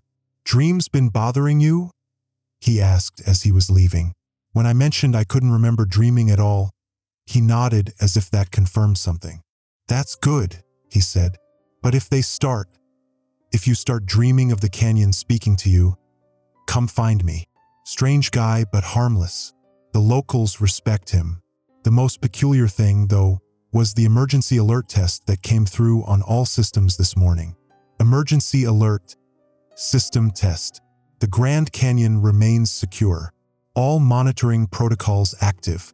No action required. Standard procedure, I suppose, but I don't recall seeing that particular wording before. I forwarded it to my supervisor for clarification. Otherwise, all is normal. The canyon sits empty and silent under the morning sun, as it has for millions of years. I can't shake this feeling of déjà vu, though, like I've forgotten something important. End of log entry. Computer log entry. Dated April 28th, 2025, 15:27. For days have passed since my last entry. The headaches have returned, stronger than before. The tea Jesse provided helps, but each batch seems less effective than the last. I find myself staring into the canyon for hours, convinced I can see something moving in the depths. Shadows that shouldn't be there, patterns in the rock formations that seem to shift when I'm not looking directly at them. The military presence has increased significantly. Major Hargrove now has a full company deployed along the south rim, with restricted zones that even park personnel can't access. Their equipment is unlike anything I've seen before. Massive devices resembling satellite dishes pointed down into the canyon, generators that hum at frequencies that make my teeth ache, portable laboratories with hazmat-suited technicians working around the clock. When I questioned him about it yesterday, Hargrove was evasive, citing national security protocols. But I noticed something odd about him.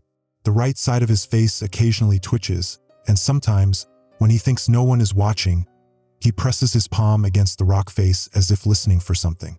Dr. Reyes has been acting strangely too. Her geological surveys have taken her deeper into the canyon than usual protocol allows. When she returns from these expeditions, she seems different, more distant, her eyes slightly unfocused. Yesterday she handed me her field notes, and among the scientific observations were drawings I couldn't make sense of. Intricate symbols that seemed to writhe on the page, forcing me to look away. The emergency alert system has been malfunctioning, broadcasting test messages at random intervals throughout the day and night. Emergency alert. System test. The Grand Canyon remains static. Containment protocols. Static. Dreaming stability at 78% and static. I've reported these glitches to system maintenance, but they claim they can find nothing wrong with the equipment. It's like the alerts are coming from somewhere else, one technician told me, and just using our system as a conduit. Last night, I dreamed of an obsidian stone and woke with a name on my lips. Jesse Blackwood. I'm gonna find him today. Something tells me he knows more than he's saying. End of log entry. Audio transcript. Digital recorder. Dated April 28th, 2025, 1842. Background sounds. Wind. Footsteps on rocky ground. Marcus. Testing. This is Park Ranger Marcus Webb. April 28th. Approximately 6:40 p.m. I'm headed to Jesse Blackwood's residence near the eastern rim. I've started recording these audio logs as a backup to my written journal. Something tells me I need to document everything. Footsteps continue for 30 seconds. Marcus. The sky looks wrong today. The clouds are moving too fast, swirling in patterns that meteorology can't explain. And there's a shimmer to the air like heat distortion, but different. Sometimes I think I can see through it to somewhere else. Footsteps stop. Marcus. I've reached Jesse's place. It's an old stone house, built into the cliff face. Generations of his family have lived here, serving as unofficial caretakers for this section of the canyon. Sound of knocking. Marcus. Jesse? This is Marcus Webb. I need to talk to you. The dreams have started. Sound of door opening. Jesse. Voice low, urgent, come inside quickly. Don't look at the sky too long. Door closing, ambient sound changes to interior acoustics. Jesse. You're remembering, aren't you? Despite everything we did. Marcus. Remembering what? Jesse, what's happening to me? To the canyon? Jesse. Sighs, sit down. Drink this. Sound of liquid being poured. Marcus. More tea? Jesse. A stronger blend. It will help maintain the separation. Marcus. Separation between what? Jesse. Between the dreaming and the remembering. Between what is and what always was. The reset is failing, Marcus. Faster than ever before. Marcus. Reset? Jesse, you're not making sense. Jesse, you documented everything last time. Before the reset. In your journal. Marcus. My journal? There are missing pages. Jesse, not missing. Hidden. By you. For you. Check behind the frame of your service commendation. You always hide it there. Marcus. How could you possibly know that? Jesse, because you told me. Last time. Just as the ones before you told the ones before me. The cycle continues, but something's different now. The entities are adapting to our methods. The dreaming is less stable with each reset. Sound of drinking, cup being set down. Marcus. This tea. It tastes familiar. Jesse, it should. It's helping you remember, but carefully controlled. Too much remembering too quickly would break your mind. Or worse, allow them to find you through your memories. Marcus. Them? Who are? Sound of electronic alert tone from multiple devices. Emergency alert. Voice distorted.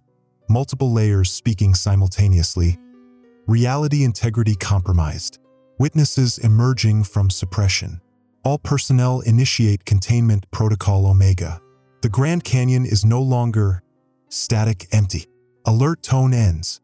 Jesse. Urgently. They're searching for us. The part of Major Hargrove that has remembered is using the alert system to track those who are waking up. Marcus. Major Hargrove? What does he have to do with? Jesse. Interrupting, there's no time. We need to go to the sanctuary. Bring your recorder. Document everything. It may be our only hope if we need another reset. Sounds of movement. Items being gathered. Marcus. Sanctuary? Jesse. I need answers. Jesse. And you'll get them. But not here. Not now. They're listening. Look. Sound of curtain being pulled back, window opening. Marcus. Voice shaking. What? What am I seeing? Background noise. Faint, harmonious humming/singing from multiple sources. Jesse. The canyon is remembering, and so is everything in it. Marcus. The air. It's like it's becoming transparent in patches. I can see stars, but it's still daylight. Jesse. The dreaming is thinning. Reality is becoming permeable. Now look there at the military installation. Marcus. They're changing. The soldiers are. Their skin is glowing. And those devices they installed. Jesse. Not devices. Anchors. Attempting to stabilize this reality, prevent the full remembering. But they're failing. Look at Hargrove. Marcus. Shocked. Half of him is. What is happening to him? Jesse, he's caught between realities. Fighting the transformation, but losing. Sound of another alert tone. Emergency alert. Voice increasingly distorted. Witness Marcus Webb located. Convergence team dispatched. Remain in place for integration. Resistance will accelerate reality dissolution. Jesse. Urgent, we need to go. Now, the back way. Sounds of rapid movement. Door opening. Marcus. Where are we going? Jesse. To the place they can't perceive. The blind spot in their consciousness. Sounds of hurried footsteps. Outdoor acoustics. Marcus. Breathing heavily. I can see them coming. Military vehicles, but they're changing as they move. The metal flowing like liquid. Glowing with that same light. Jesse, don't look back.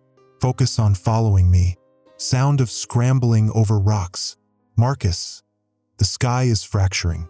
I can see. Other places through the cracks. Vast structures floating in space.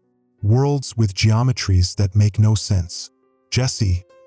The membrane between realities is rupturing. The Grand Canyon was just the thinnest point, the first to tear. Sound of helicopter rotors approaching. Marcus. They're searching from the air. Jesse, hear this crevice. It leads to an old tunnel system. Sound of sliding down rock, entering enclosed space. Acoustics change. Jesse. Voice echoing slightly. They won't follow us here. The vibrations from their aircraft agitate the entities. Makes them hungry. Marcus. Entities? The things in the canyon? Jesse. Voice lower, not in the canyon. Being the canyon. Everything you think is rock, earth, river, it's all them. Parts of them. They're dreaming made solid. Sound of deeper movement into tunnel. Footsteps on stone. Marcus. These symbols on the walls? They look familiar. Jesse, they should. You helped me reapply them after the last reset. Before your memories were suppressed. Marcus. This is insane. I'd remember something like that. Jesse. Would you? What do you remember from 3 days ago? Or last week? Marcus. Pause. I can't remember clearly. Everything's blurry. Like a dream fading after waking. Jesse. Because those memories aren't yours. They're part of the new dreaming, the reset reality. Your true memories are locked behind the T, behind the protections we put in place. But they're bleeding through now as the reset fails. Sound of deeper movement into tunnel system. Marcus. What's that sound? Background noise. Rhythmic pulsing, like a massive heartbeat. Jesse, we're getting closer to the edge. The boundary between the sanctuary and them. Marcus. It sounds like a heartbeat. Jesse. In a way, it is. The dreaming has a pulse, a rhythm. When it falters, reality thins. Sound of entering larger space. Acoustics expand. Jesse, we're here. The sanctuary. Marcus. Odd, it's beautiful. The symbols on the walls, the ceiling. They're moving, flowing. Jesse, not moving. Resisting. Holding back the entity's perception. This is the last place they can't see clearly. The contradiction in their consciousness. Sound of stone scraping on stone. Marcus. What's under there? Jesse, the failsafe. The obsidian from your dreams. Created from something outside their reality. A pure negation of their existence. Sound of electronic alert tone. Distorted and fractured. Emergency alert. Voice heavily distorted. Breaking up. Reality anchors at critical failure. Membrane integrity at 12%. The remembering cannot be contained. All witnesses will be static, integrated, or static, erased. Jesse. Urgent. They found us faster than I expected. Hargrove is more connected to them than I realized. Marcus. What do we do?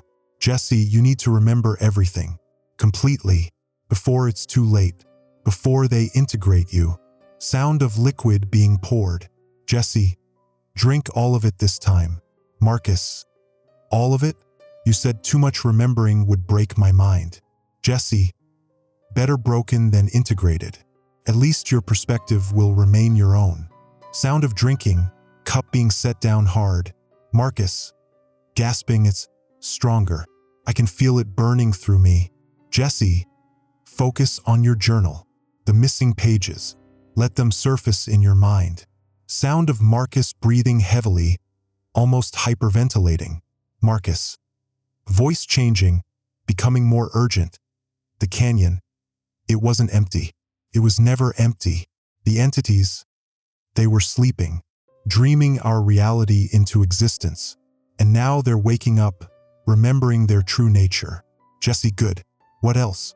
Marcus, you tried to reset the dreaming, using the obsidian, creating a recursive loop in their perception. But something went wrong.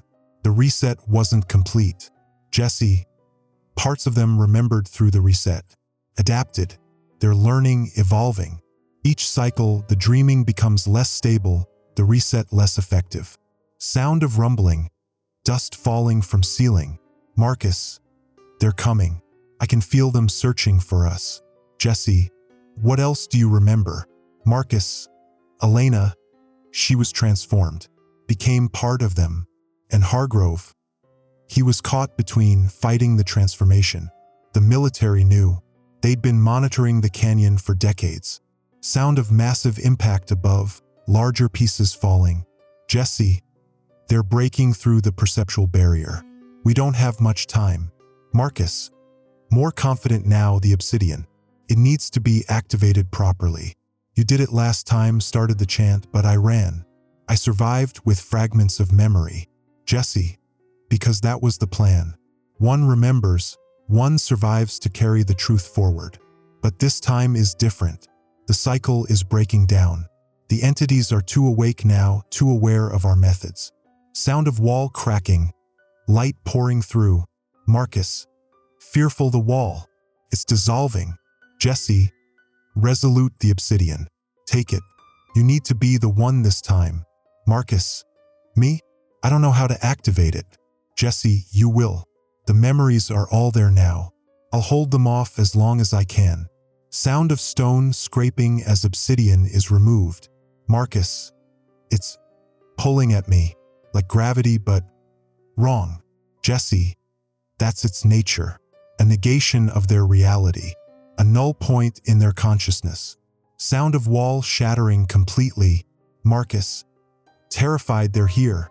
The light, it's blinding. Sound of Jesse chanting in an unknown language. Marcus, Major Hargrove. Both of him are here. Hargrove's human voice. Webb, fight it. The integration.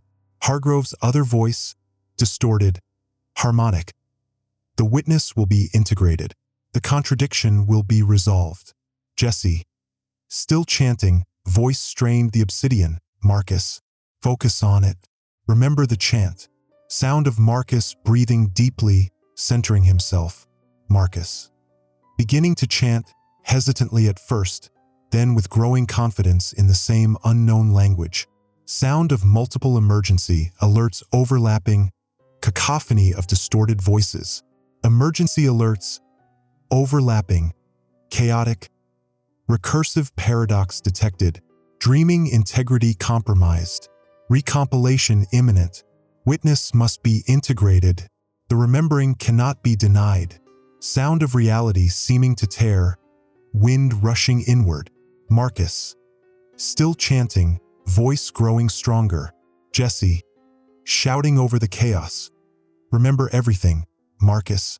And this time, find a better way. The cycle must end.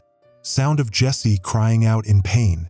Marcus, breaking from chant. Jesse, voice transforming, taking on harmonic qualities. Too late for me? Complete the chant. Reset the dreaming. Find Elena in the new cycle. She knew something important. Sound of obsidian humming, vibrating with increasing intensity. Marcus, resuming chant, voice breaking with emotion. Sound of reality collapsing, a vacuum-like implosion. Hargrove's merged voice, human and entity speaking as one. The paradox expands, the dreaming resets, but we remember now. We will find you again. The Grand Canyon is never empty. Sound peaks, then cuts to absolute silence for 3 seconds. Marcus, whispering, voice shaking. This is Park Ranger Marcus Webb. Final log. If you're hearing this, if this record survives the reset, the entities are real. They're dreaming our reality, and they're waking up. Find Jesse Blackwood. Find Elena Reyes. Find the sanctuaries. The obsidian can reset the dreaming, but each time it's less effective. We need a new solution. Sound of reality beginning to rebuild, strange harmonics. Marcus, the Grand Canyon is never empty. It never was. Remember, recording ends. Typed note found attached to digital recorder. Dated May 1st, 2025. If you're reading this, you're me, or who I was before the reset. The recorder contains everything you need to remember. I've hidden copies throughout the park, supply shed locker 42, residential cabin ventilation duct, bottom of the East Rim emergency cache. Elena survived.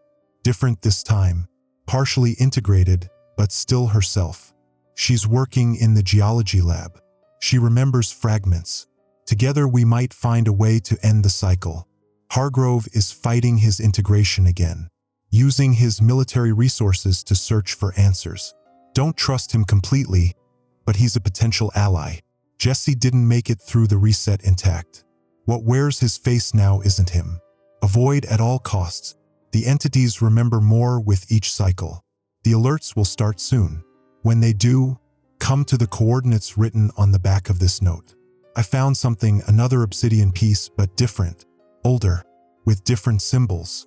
They're waking up again, faster this time. The Grand Canyon is stirring. Remember, MW, Emergency Alert Transcript, Nationwide Broadcast, May 3rd, 2025, 6 o'clock. This is not a test. The United States Geological Survey, in conjunction with the Department of Defense, has issued a Category 5 anomalous phenomenon alert for the entire southwestern region. All civilians within a 300-mile radius of the Grand Canyon National Park are ordered to evacuate immediately. The Grand Canyon is no longer empty.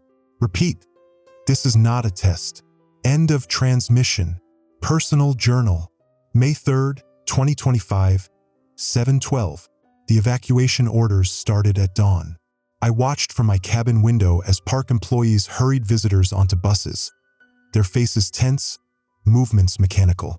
Military helicopters circled overhead, their searchlights sweeping the rim even in daylight. I should be gone by now. I should have evacuated with the others.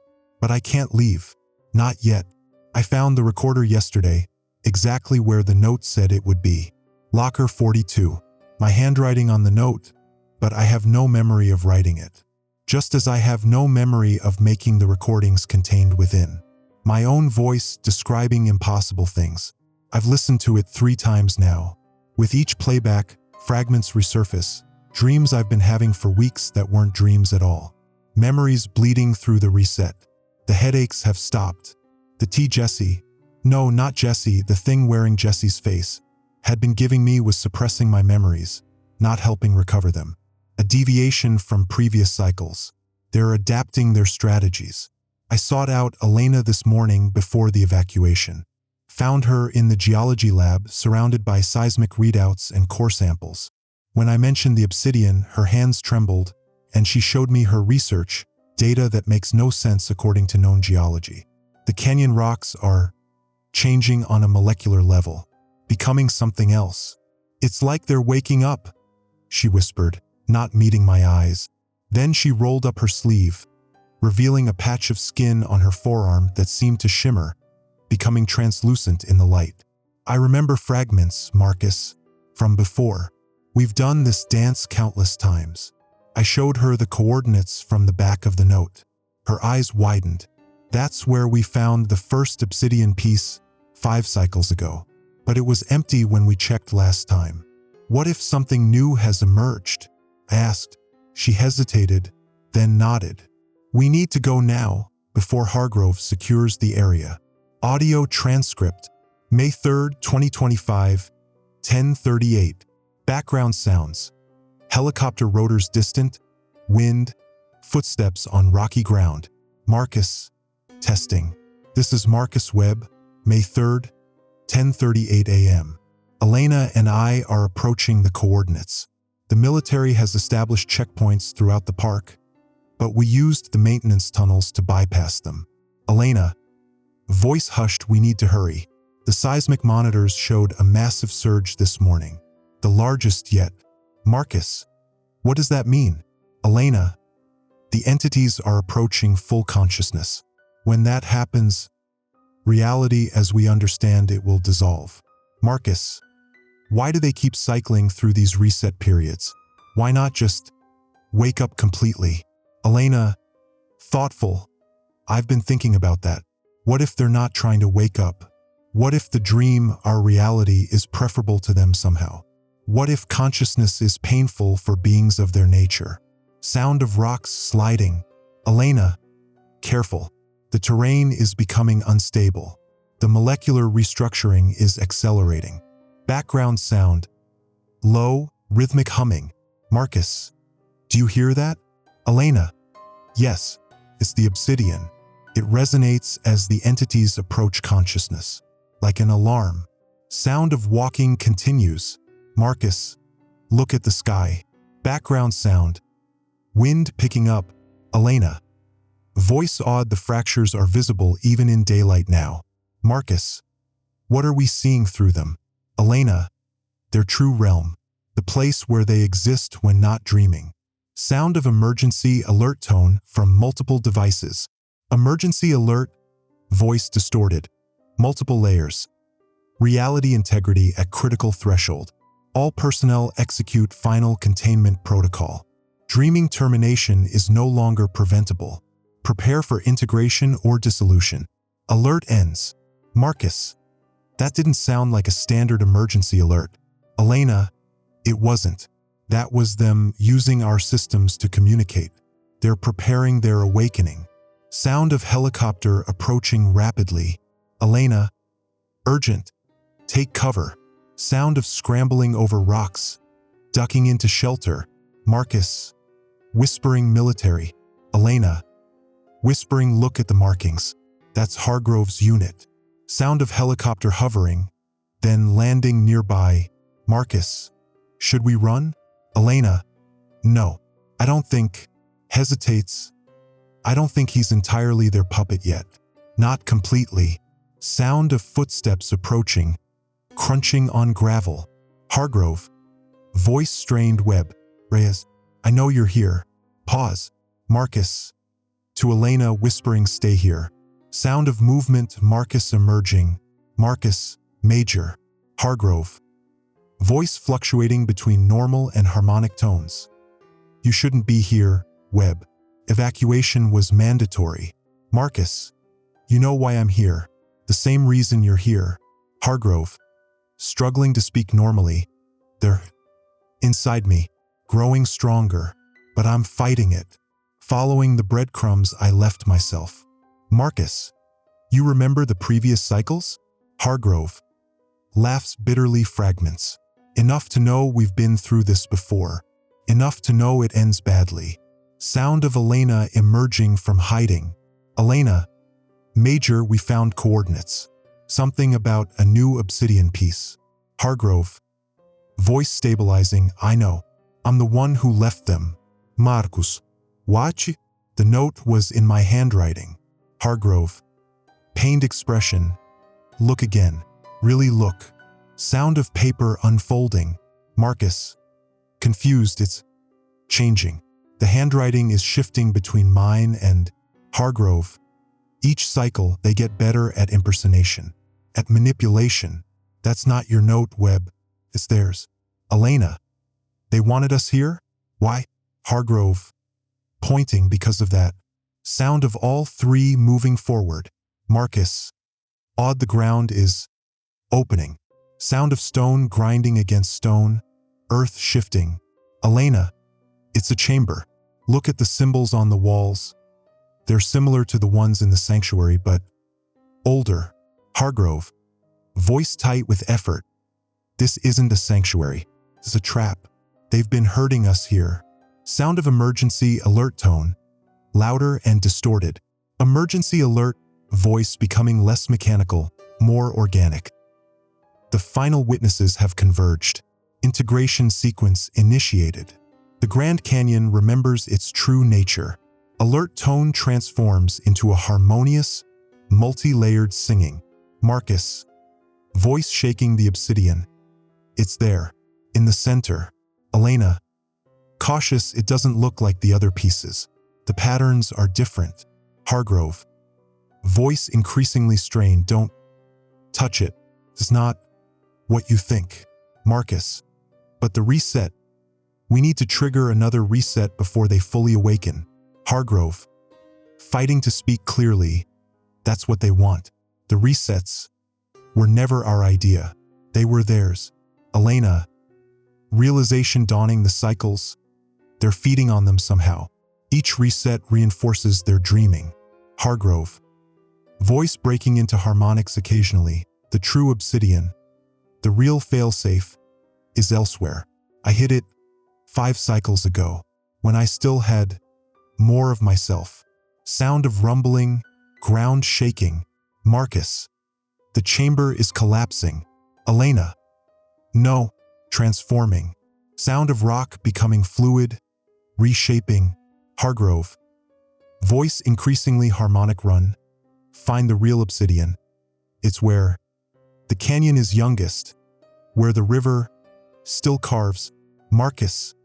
Major. Sound of Hargrove crying out. A mixture of human scream and harmonic tones. Elena. Urgent Marcus, we have to go. Now. Sound of running. Rocks sliding. Chamber collapsing behind them. Marcus. Breathing heavily Hargrove. He's gone. Elena, he bought us time. The canyon is youngest. He means the western end, where the river still actively carves the rock. Sound of emergency alerts blaring from everywhere. Emergency alert, multiple voices in chorus. The dreaming ends. The remembering begins. All witnesses will be transformed. The Grand Canyon is no longer empty. It never was. Alerts continue, overlapping in a cacophony. Marcus. Over the noise. How do we get there? The helicopters, the military, they're everywhere. Elena. Determined, the river. We follow the Colorado. It's our only chance. Sound of more running, scrambling down steep terrain. Recording becomes staticky, breaks up, then stabilizes. Marcus. Voice tired. Been walking for hours. The alerts have stopped. But the sky. Elena, look at the sky. Elena. Voice hushed. It's beautiful and terrifying. Marcus. Like looking into a kaleidoscope of universes. Elena. The membranes between realities are dissolving. Their consciousness is bleeding through completely now. Marcus. Why aren't we changing? Like Hargrove did? Elena. Show's arm, I am just slower. And you? I don't know. Maybe whatever made you survive previous cycles is protecting you again. Sound of water rushing. Marcus. The river. We've reached it. Elena. Alert. Look at the water. Marcus. It's flowing upstream. And the color. Elena. It's not water anymore. Not entirely. Sound of movement along riverbank. Marcus. How much further? Elena. Checking GPS device, half a mile. Maybe less. But Marcus. I don't think I can make it. Marcus. What do you mean? Elena. Voice changing, taking on harmonic qualities, the integration. It's accelerating. I can feel them inside my thoughts. Marcus. Fight it. Elena. Like Hargrove did. Elena. Struggling. I'm trying. But they're stronger now. So much stronger. Sound of her falling to her knees. Marcus. Elena. Elena. Voice fluctuating between normal and harmonic. Listen to me. You need to understand what the obsidian really is. Marcus. It resets the dreaming, forces them back to sleep. Elena. Voice increasingly harmonic. No, that's what they want us to believe. The true obsidian doesn't reset. It ends. Completely. Marcus. Ends what? Elena. Voice more harmonic than human now. The cycle. The dreaming. Everything. A negation. A void that consumes them and everything they've dreamed, including us. Marcus. But that means, Elena. Struggling to maintain herself. Yes, we end too, but so do they. Forever. Sound of Elena gasping, then laughing with multiple harmonic layers. Elena/entity. Fully harmonic now, too late. Witness. The vessel is ours now. Marcus. Backing away. Elena. Elena/entity. Multiple voices overlapping. The Elena memory remains, but the entity dominates. We cannot allow you to reach the void stone. The dreaming must continue. Reset after reset. Feeding US. Marcus. Determined. I'm sorry, Elena. Sound of struggle. Then Elena/entity crying out. Marcus. Breathing heavily. I'm sorry. I'm so sorry. Sound of running. Splashing through water. Marcus. To recorder, voice breaking. I had to leave her. The thing she's becoming. It tried to stop me. But I remember now. All of it. All the cycles. And I know what I have to do. Sound of climbing rocky terrain. Marcus. Breathing labored. Hargrove was right. It's here. Where the canyon is youngest. Where the rock still remembers being something else. Sound of moving stones, digging. Marcus. There. the true obsidian, not black like the false ones, clear, like a hole in reality. Sound of humming, increasing in pitch and volume. Marcus, I can see through it to absolute nothing. Not darkness, nothing. Sound of emergency alert tone, distorted beyond recognition. Emergency alert, voices panicked. Harmonic. Void stone detected. All entities converge. Prevent termination. Preserve the dreaming. Alert continues, joined by others in cacophony. Marcus, voice oddly calm. I understand now. They need us. Need our perception, our consciousness to maintain their dreaming state. Each cycle feeds them somehow. And now it ends. Sound of multiple harmonics approaching. Wind howling unnaturally. Marcus, to recorder if anyone ever hears this. If anything exists after what I'm about to do, know that reality as we understood it was always just their dream. And we were never really real to begin with. Just thoughts in the mind of something vast and alien. But we loved and we feared and we hoped. And that was real enough. Sound of entities approaching. A chorus of impossible harmonics. Marcus, resolute, the Grand Canyon is no longer empty. But soon it never was. Sound of obsidian activating. A tone that seems to cancel all other sounds. Entity voices, fading, fearful. The void consumes. The dreaming ends. We remember too late. The nothing comes. Sound of reality unraveling. Silence spreading. Marcus. Final words. Fading, I remember. Recording ends. Emergency alert transcript. Nationwide broadcast. Date. Unknown. Time. Unknown. This is a test of the emergency alert system. The Grand Canyon National Park reports all systems normal. Weather conditions are clear. Tourist activities proceeding as scheduled. No anomalies detected. The Grand Canyon remains empty. This is only a test. Signal break. Silence. Faint voice, barely audible. I remember. End of transmission.